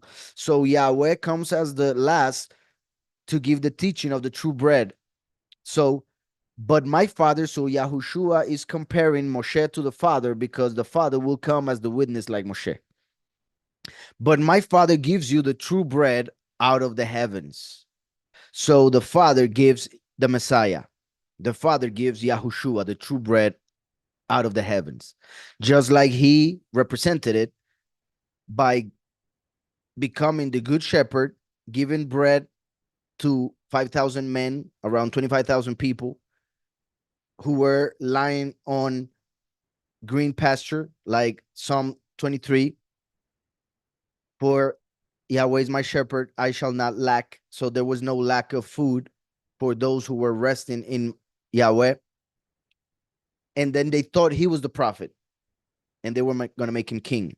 So now Yahushua is explaining the whole thing that he did was a representation of the prophet like Moshe, who will be the Father manifesting on earth for the second time as the last, who will give the teaching of Yahushua, meaning the true bread of the heavens. So for the bread of Yahweh, the bread of Yahweh is he who comes down out of the heaven and gives life to the world.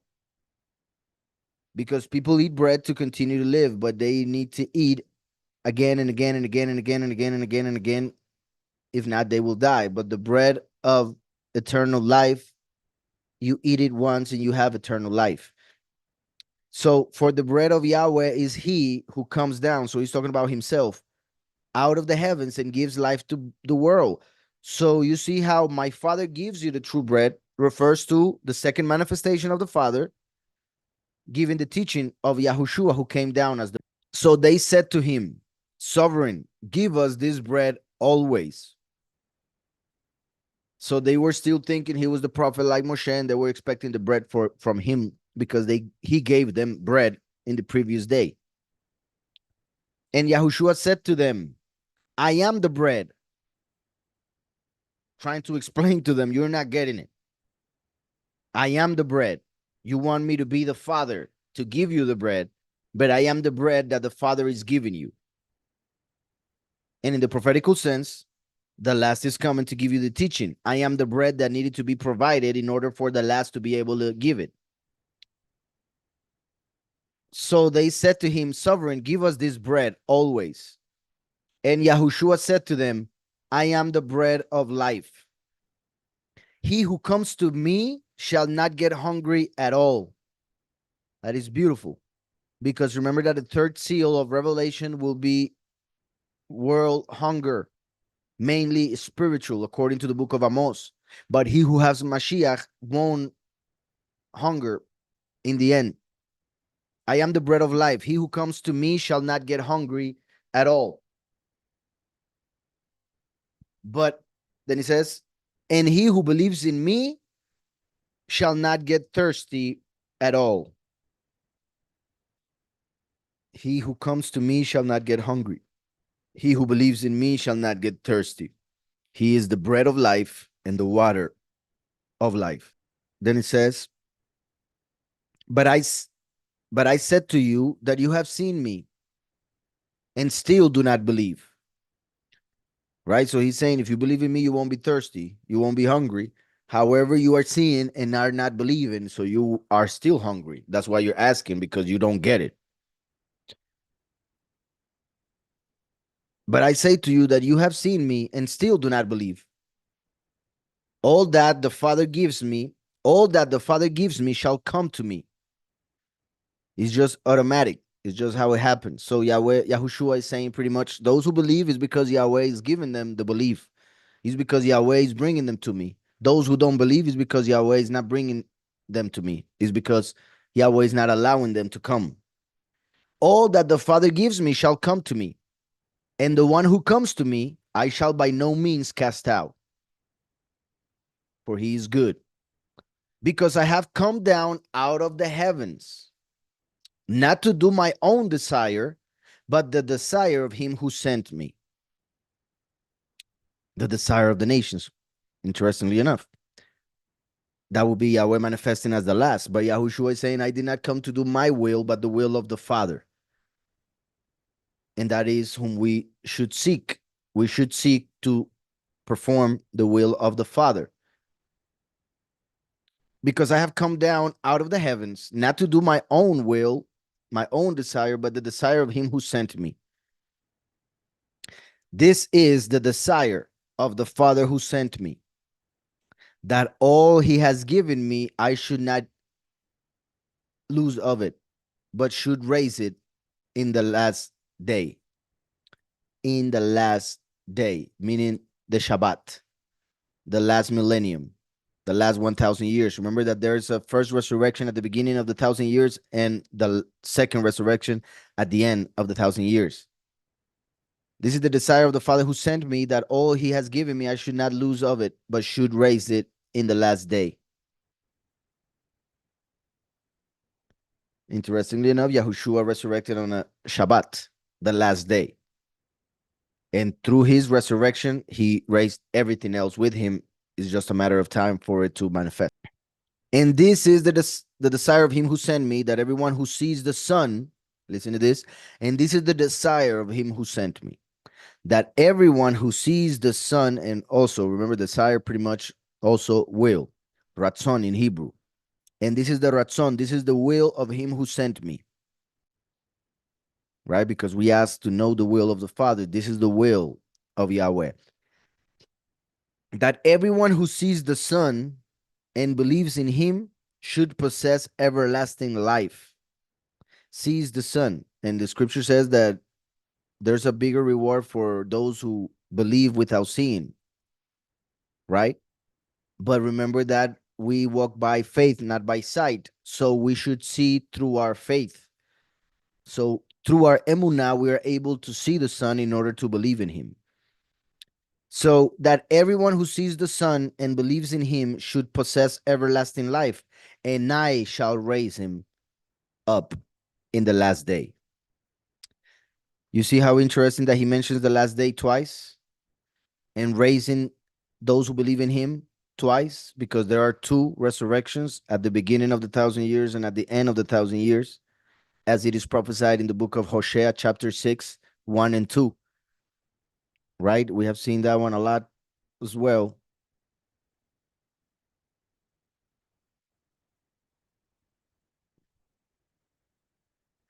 Hosea, chapter 6. Come and let us turn back to Yahweh, for he has turned, but he does heal us. He has stricken, but he binds us up. Right? First resurrection, second resurrection. After 2 days, meaning after 2 millenniums, after 2 days, he shall revive us. First resurrection. On the third day, he shall raise us up. Second resurrection, so that we live before him. Two resurrections at the beginning of the 1,000 years, at the end of the 1,000 years. So this is the desire of the Father who sent me, that all he has given me, I should not lose of it, but should raise it in the last day. First resurrection at the beginning of the 1,000 years. And not lose it as in the chosen few who won't have to lose their their life. They will go without dying. They will be transformed. And this is the desire of him who sent me, that everyone who sees the Son and believes in him, as in third person. And well, I'm going to have to see this again. Let me see for a second. This is the desire, the will of the Father who sent me. Now, listen to this. This is important because this represents the first manifestation. The Father sent the Son. And here he's talking in the first person. This is the desire of the Father who sent me. So the Father sent the Son, the first manifestation, that all he has given me, I should not lose of it. The chosen few, the disciples, and everything else that will be resurrected through Mashiach, but should raise it in the last day, the beginning of the last day. Now, the second manifestation represented here, and this is the desire of him who sent me. Now, it doesn't say Father. It says him, because remember that it is Yahushua who sends the last, who comes as the Father. So it will be like the Son sending the Father. We see that in Revelation 22, verse 16, when Yahushua himself says that he is sending his messenger to give testimony to the congregation. So he is the witness. And this is the will of him who sent me, that everyone who sees the Son, third person, and believes in him, third person, meaning the second manifestation, should possess everlasting life. And I, first person. So you see how he goes from third person to first person? Believe in him, the Son of Man, then I, Yahushua, the seed of the woman, shall raise him up in the last day, second resurrection at the end of the 1,000 years. Therefore, the Yahudim were grumbling against him, because he said, I am the bread which came down out of the heaven. They couldn't handle it. It was too deep. It was too powerful. They were too shallow. They were too weak. And they said, is not this Yahushua, the son of Joseph, whose father and mother we know? How is it then that he says, I have come down out of the heaven? So they didn't get a thing. Remember that in fact, Yahushua came from heaven because he came from the Father, but he entered this reality the way one enters this reality, through a woman, by being born of a virgin. So they couldn't understand, how is he saying that he came down from heaven if they know his parents, not being able to separate the spiritual from the physical. And they said, is not this Yahushua? Now look how this is prophetical as well, because it says Yahushua, the son of Joseph. And the whole chapter has been representing the coming of the last, who is a descendant of Joseph, through Ephraim, through Nun. And remember that the son of Nun was called Hoshea, but his name was changed to Yahushua. He was called Hoshea right here, but then he was added a letter Yud and became Yahushua, the successor of Moshe. So representing the coming of the last through Yosef. So in the literal sense, Yahushua was registered in the temple as the son of Joseph. But this is referring spiritually to the fact that the last will come from the tribe of Joseph. So we could also say Yahushua was the son of Joseph spiritually, because he was not the physical son of Joseph. He came through a virgin, right? The last will be a physical son of Joseph because he is genetically a descendant of Joseph through the tribe of Ephraim. So the fact that he says, is not this Yahushua the son of Joseph, confirms that he is representing what we saw earlier when they thought that he was the prophet that had to come to the world, right? This is truly the prophet who is coming to the world. He is coming to the world from heaven, right? So he's coming to the world, and now that Yahushua is talking here, they say, how is he saying that he is coming from heaven if we know his parents? So we see their lack of understanding because of their lack of faith, because faith leads us to understanding.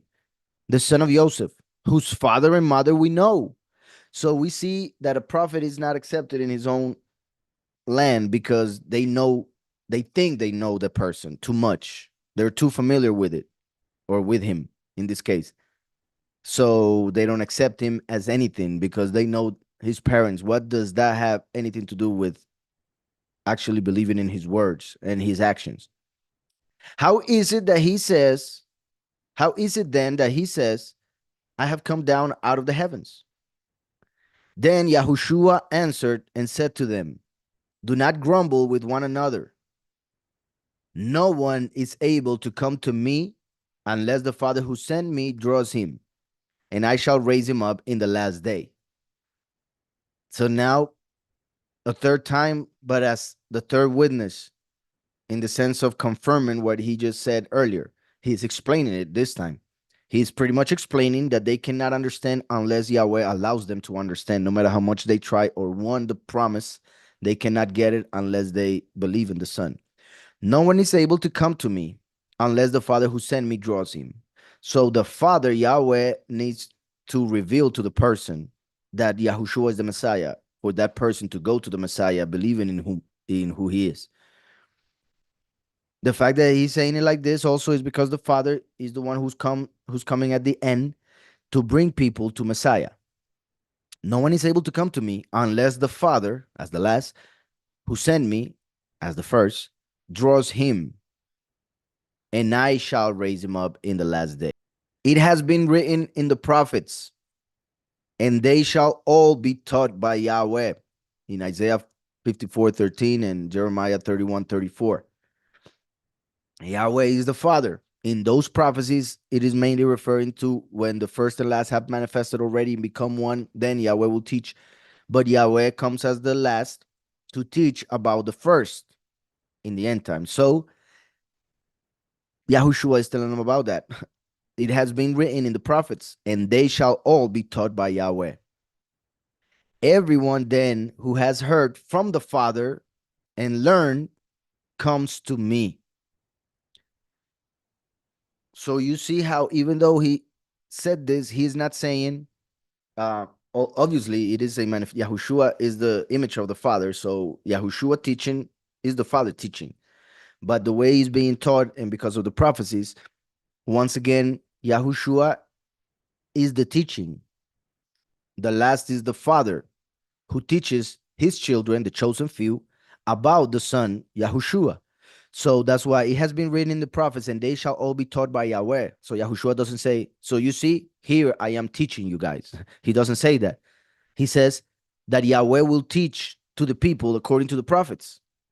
And then he says, everyone then who has heard from the Father what he's teaching and learned from him comes to me.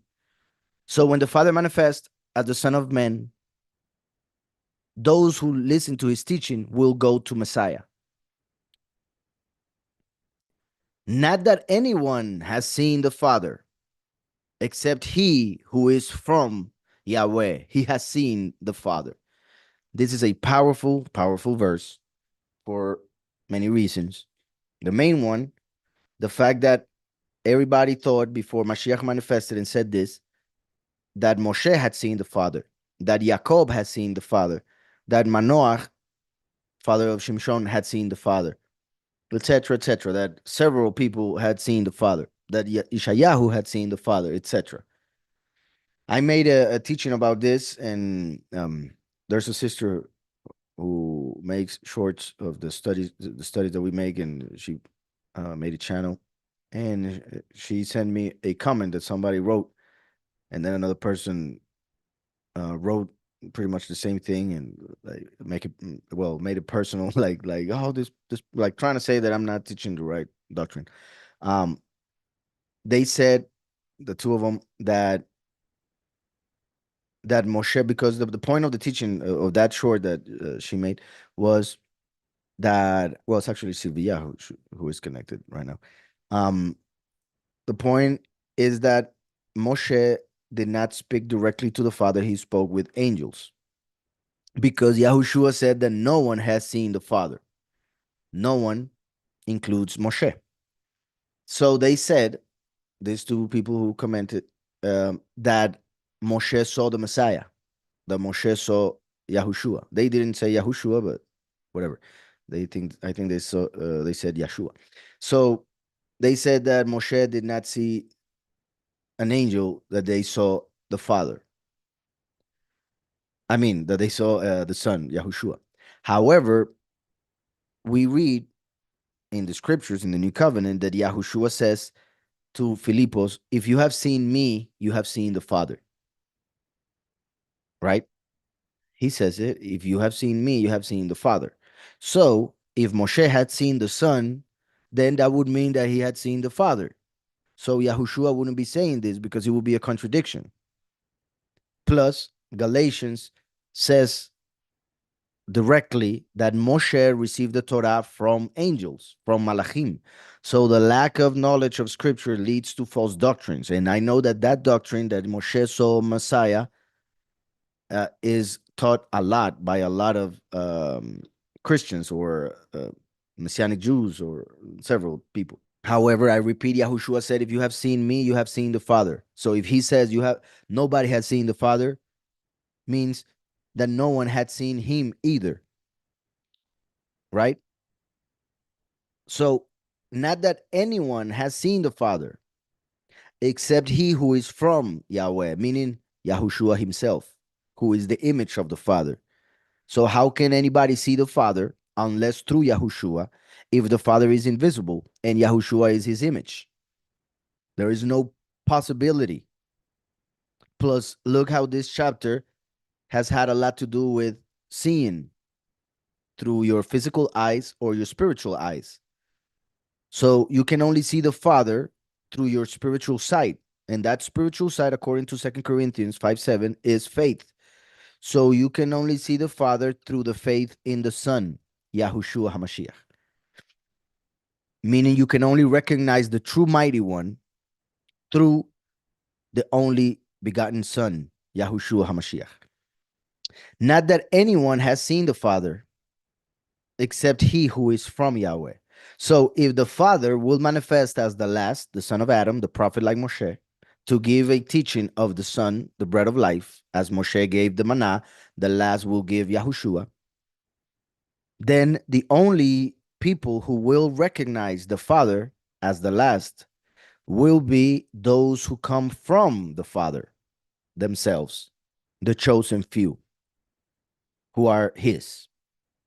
Not that anyone has seen the Father except he who is from Yahweh, he has seen the Father.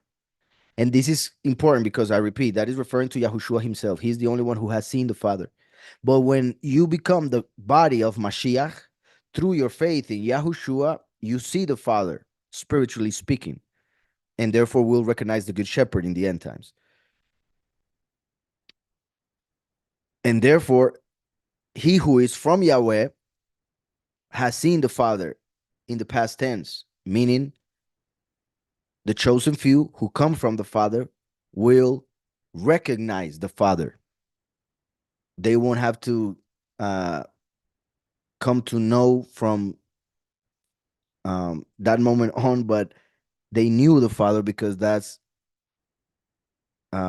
where they came from, pretty much. The third heaven. He has seen the Father. Truly, truly, I say to you, he who believes in me possesses everlasting life.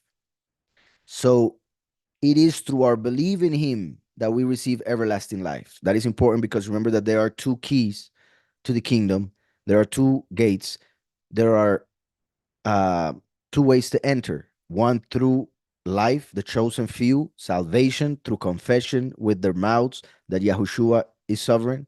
And the other one through belief, that is justification through death. So if one doesn't confess the name but believes that Messiah came and died for their sins and was resurrected by the Almighty Creator, that person will be resurrected after dying, because he who believes possesses everlasting life, will be resurrected to everlasting.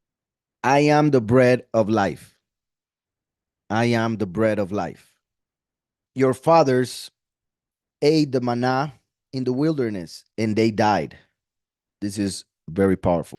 Listen, your fathers ate the manna in the wilderness and they died. So Yahushua is being like completely clear about this for them to understand. Pretty much saying, you think that the manna that you ate, that your parents ate, was the heavenly bread. If so, why did they die? If it was heavenly bread, they shouldn't have died. So the fact that they died shows that it wasn't the true heavenly bread. Your fathers ate the manna in the wilderness and they died. This is the bread which comes down out of the heavens, so that anyone might eat of it and not die. This part, your fathers ate the manna in the wilderness and they died, also represents how, okay, now remember that wilderness, let me go and show right here. Wilderness, the desert, right? Now look at this. If I separate this, okay, well, sadly, it's the same thing because davar is thing, but it's also word. So this is a thing, this is a word, davar. So the midbar, the wilderness, represents the fountain of the word. That's why we receive the Torah in the wilderness, because the source of the word is the desert, midbar, midabar. So your fathers ate the manna in the wilderness. Now, also, just in case, manna in Hebrew is man. Well, sadly, they are not writing it there correctly because min is from. So it's just adding one of the translations, the most common one. So man is manna. And you see how in the word itself, it is the Messiah coming down as the heir to the throne. That is what the name manna represents, amongst other things.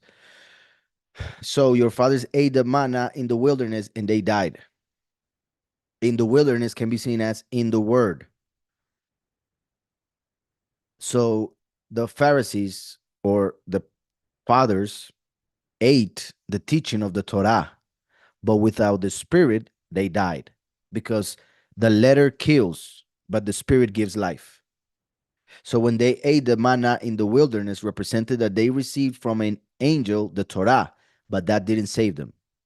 As Yahushua said, you follow the scriptures because you think that you have life in them, yet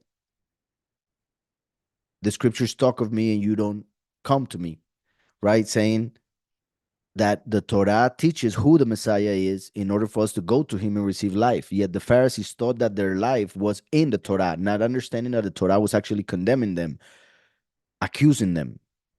So your fathers ate the manna in the wilderness and they died. Represented that they ate the teaching according to the letter. That's why they died.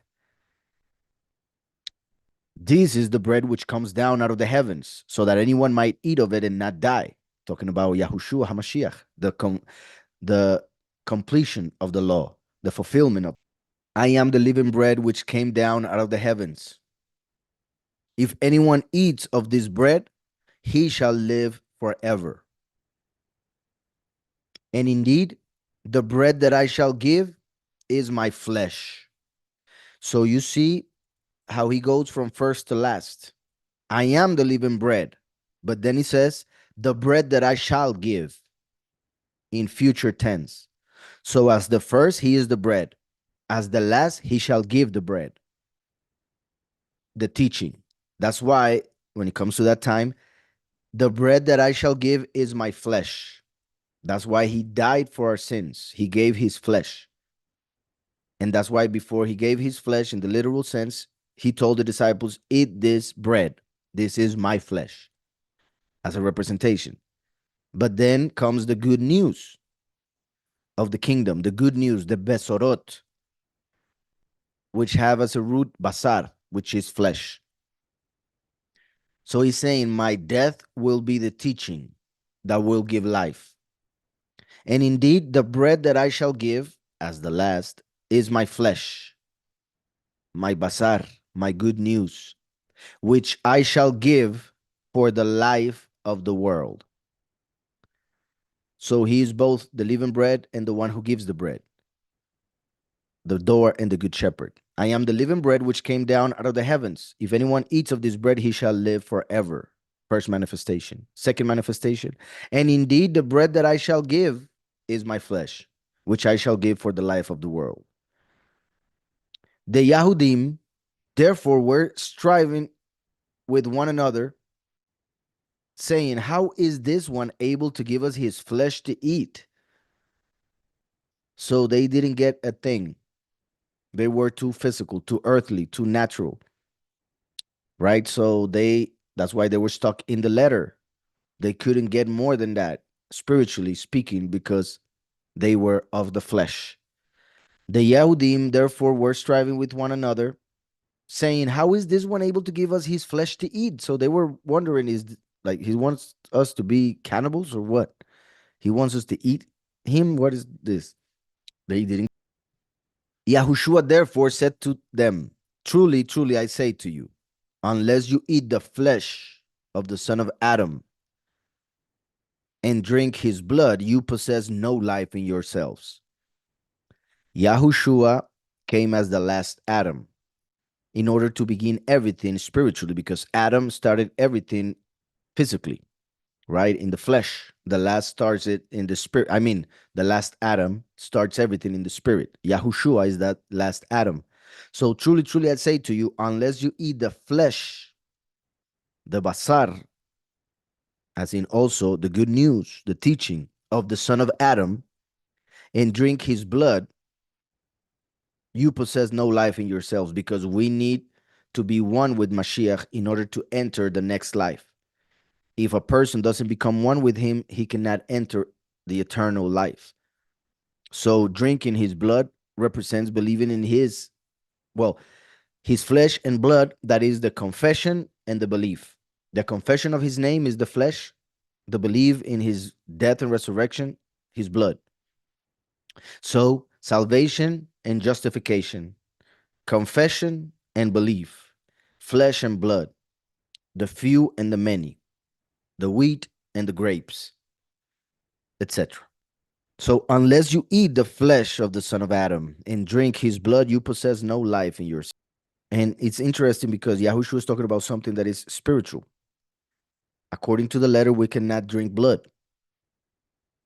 So in a way, the letter that condemns us, that accuses us, doesn't want us to get the blood of Mashiach, because that is what will release us from the law that condemns us. I hope that was understood. Unless you eat the flesh of the son of Adam and drink his blood, you possess no life in yourselves. And I repeat, obviously, it's not talking about literal blood, but that is the difference between the letter and the spirit. That's why it doesn't contradict the Torah. It fulfills it. However, for those who are in the law, in the letter, to them, it is blasphemy. He who eats my flesh and drinks my blood possesses everlasting life, and I shall raise him up in the last day. He who eats my flesh and drinks my blood possesses everlasting life, and I shall raise him up in the last day. So this is the fourth time that he says it. So he has confirmed twice that there are two resurrections. And that's why he mentions two things that we need to consume: his flesh and his blood, first and last. Interestingly enough, basar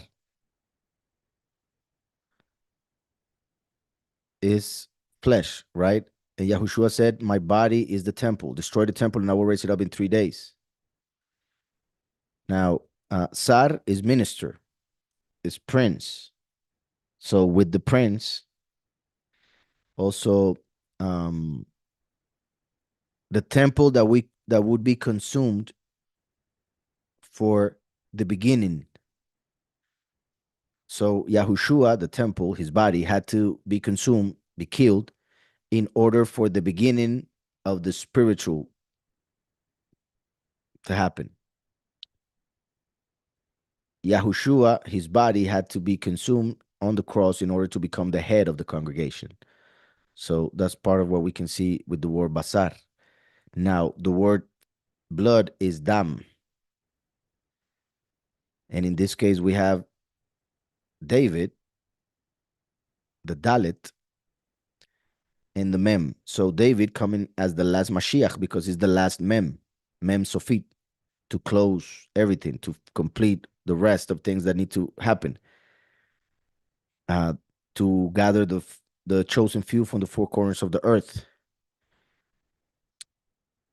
David giving the water of life, meaning the last preaching of Mashiach. Also, the last Mashiach coming through the door, meaning the good shepherd coming through Yahushua.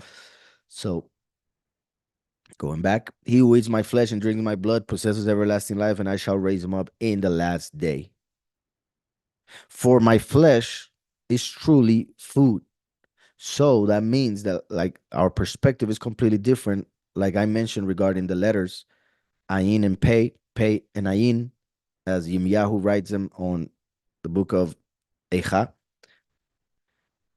because people believe, people who are earthly of this world, believe that food, the true food, is what they eat every day. However, those who are spiritual understand that that which we eat every day is just a representation of that which we should eat to enter the last day, to be raised up on the last day. So that which is temporal, like the food that we eat in the literal sense, is just a representation of that which is eternal. That which we can see is a representation of that which we cannot see. And that's why people got stuck in the letter and got stuck with the angel that they saw, not knowing that they never saw the Father. So, for my flesh is truly food, is the true food, and my blood is truly drink. He who eats my flesh and drinks my blood stays in me and I in him, because we become one. You are what you eat. You are what you eat. So if you eat the flesh and the blood of Mashiach, you become Mashiach, his body. He remains in you through his spirit, and you remain in him through your works, through your faith. As the living Father sent me, and I live because of the Father, so he who feeds on me shall live because of me. So he is the connection with the Father. If we have the Son, we have the Father. We are connected to the Father through the Son, just like the Son is connected to the Father, so that we may get to him, for he is the way. This is the bread which came down out of the heavens. This is the bread which came down out of the heavens, not as your fathers ate the manna and died. He who eats this bread shall live forever. So he's confirming what he said already several times. This is the bread which came down out of the heavens, not as your fathers ate the manna and died. He who eats this bread shall live forever. He said this in a congregation, teaching in Kefarnahum, referencing the end when Yom Kippur, connected to Kafar, will be manifested to bring total forgiveness, and therefore we will enter the day of rest, the last day, the Shabbat, through Menachem, who comes as Noach, connected to Nahum. Therefore, many of his taught ones, having heard, said, this word is hard. Who is able to hear it?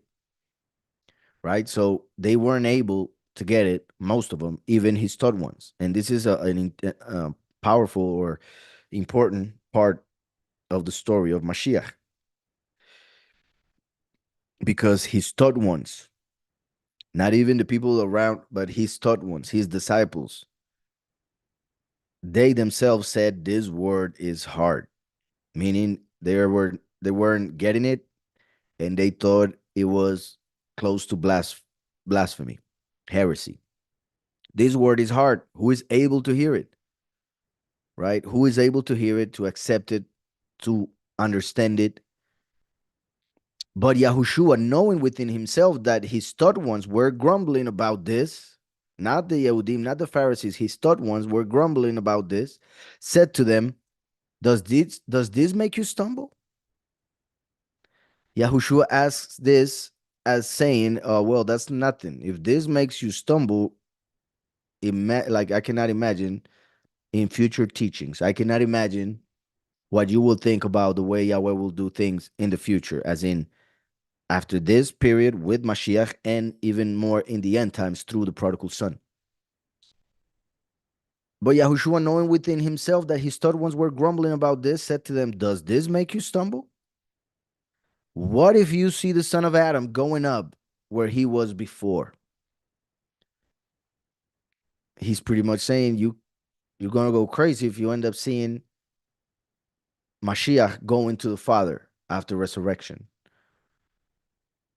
What if you see the son of Adam going up where he was before? And he says it in the third person, so it um includes the coming of the last as the son of Adam, which I just mentioned comes as the prodigal son, and most won't be able to accept that the prodigal son is the last, or that he is accepted by Yahweh, or that he will go up after resurrecting. And obviously, in the mindset that they had in that time, they weren't ready to see the Messiah resurrecting and going up to heaven. So, what if you see the Son of Adam going up where he was before? And this is also interesting because they were not expecting Mashiach to leave. They were expecting him to stay forever on earth and establish the kingdom of Yahweh and not live ever. But Yahushua said, I have to go. What will you do when I have to leave? Will you stop believing? Will that make you stumble? That there will be 2,000 years of apostasy, which is pretty much when the world would stumble. So the world would stumble after Mashiach went up through the apostasy, because the way they understood the Messiah, he had to come and destroy Rome and set up his throne, which was not the way it was going to happen, at least not through the first manifestation. What if you see the Son of Adam going up where he was before? It is the spirit that gives life. The flesh does not profit at all. This is interesting because he was just saying, you got to eat my flesh. You have to eat my flesh. I am giving you the flesh. He who eats my flesh will have eternal life. But now he says the flesh does not profit at all. So I imagine some of them being very confused, not understanding that Yahushua is now separating. He was talking about spiritual flesh, about his work that would be the good news. Basar, Besorot. But now he's separating the spiritual from the flesh, the spiritual from the physical, the spiritual from the letter. It is the spirit that gives life, as in saying, you should understand everything I have just mentioned spiritually. Why? Because the flesh does not profit at all. When you think it in a physical sense, you will not get anything, any profit. Wisdom, understanding, and knowledge are greater than silver and gold. People who are of the flesh want silver and gold, thinking that is true profit. However, true profit in this reality is to receive knowledge, understanding, and wisdom. And that comes through the spirit. So it is the spirit that gives life. The flesh does not profit at all. The flesh won't let you understand the scriptures. The flesh won't let you accept Mashiach. It is the spirit. So we need to seek through the spirit. It is the spirit that gives life. The flesh does not profit at all. The words that I speak to you are spirit and are life. Remember that it is written that we have the power of life and death in our mouth. Yahushua only spoke life, for he says it here. And every word that we speak is a spirit, because we use the spirit, our breath, to speak. So every word is a spirit. We have the power of life and death, spirits of life, spirits of death, according to what we speak. Yahushua only spoke life through his spirit, the Ruach HaKodesh. So the words that I speak to you are spirit in our life. So if a word is a spirit, and if a name is a word, then each name is connected to a spirit. That's why when we invoke a certain name, we are invoking a certain spirit. Just like it is written in John 14:26, that the spirit of Yahweh comes to us in the name of Yahushua. So we confess the name of Yahushua and the spirit comes to us. But if we confess a different name, a different spirit will come. It could be a spirit of life, it could be a spirit of death. If Yahushua is the spirit of life, then a false name would be a spirit of death, spirit of error. So it is the spirit that gives life. The flesh does not profit at all. The words that I speak to you are spirit and are life. But there are some of you who do not believe. Some of you. He was talking to his taught ones, known as disciples, Talmidim in Hebrew. But there are some of you who do not believe. For Yahushua knew from the beginning who they were who did not believe. For Yahushua knew from the beginning who they were who did not believe and who would deliver him up. So he knew who were the ones over there who didn't really believe and who was the one who was going to deliver him up to the Pharisees, Yehudah, known as Judas. And he said, because of this, I have said to you that no one is able to come to me unless it has been given to him by my Father. Because of what? Because of the fact that not everybody who was there, not everybody who claimed to be one of his disciples actually believed. And why didn't they believe? Because the Father had not given them the revelation in order for them to believe. Because of this, I have said to you that no one is able to come to me unless it has been given to him by my Father. So it is a gift of the Father to be able to recognize the Son. From then on, many of his taught ones withdrew and were not walking with him anymore.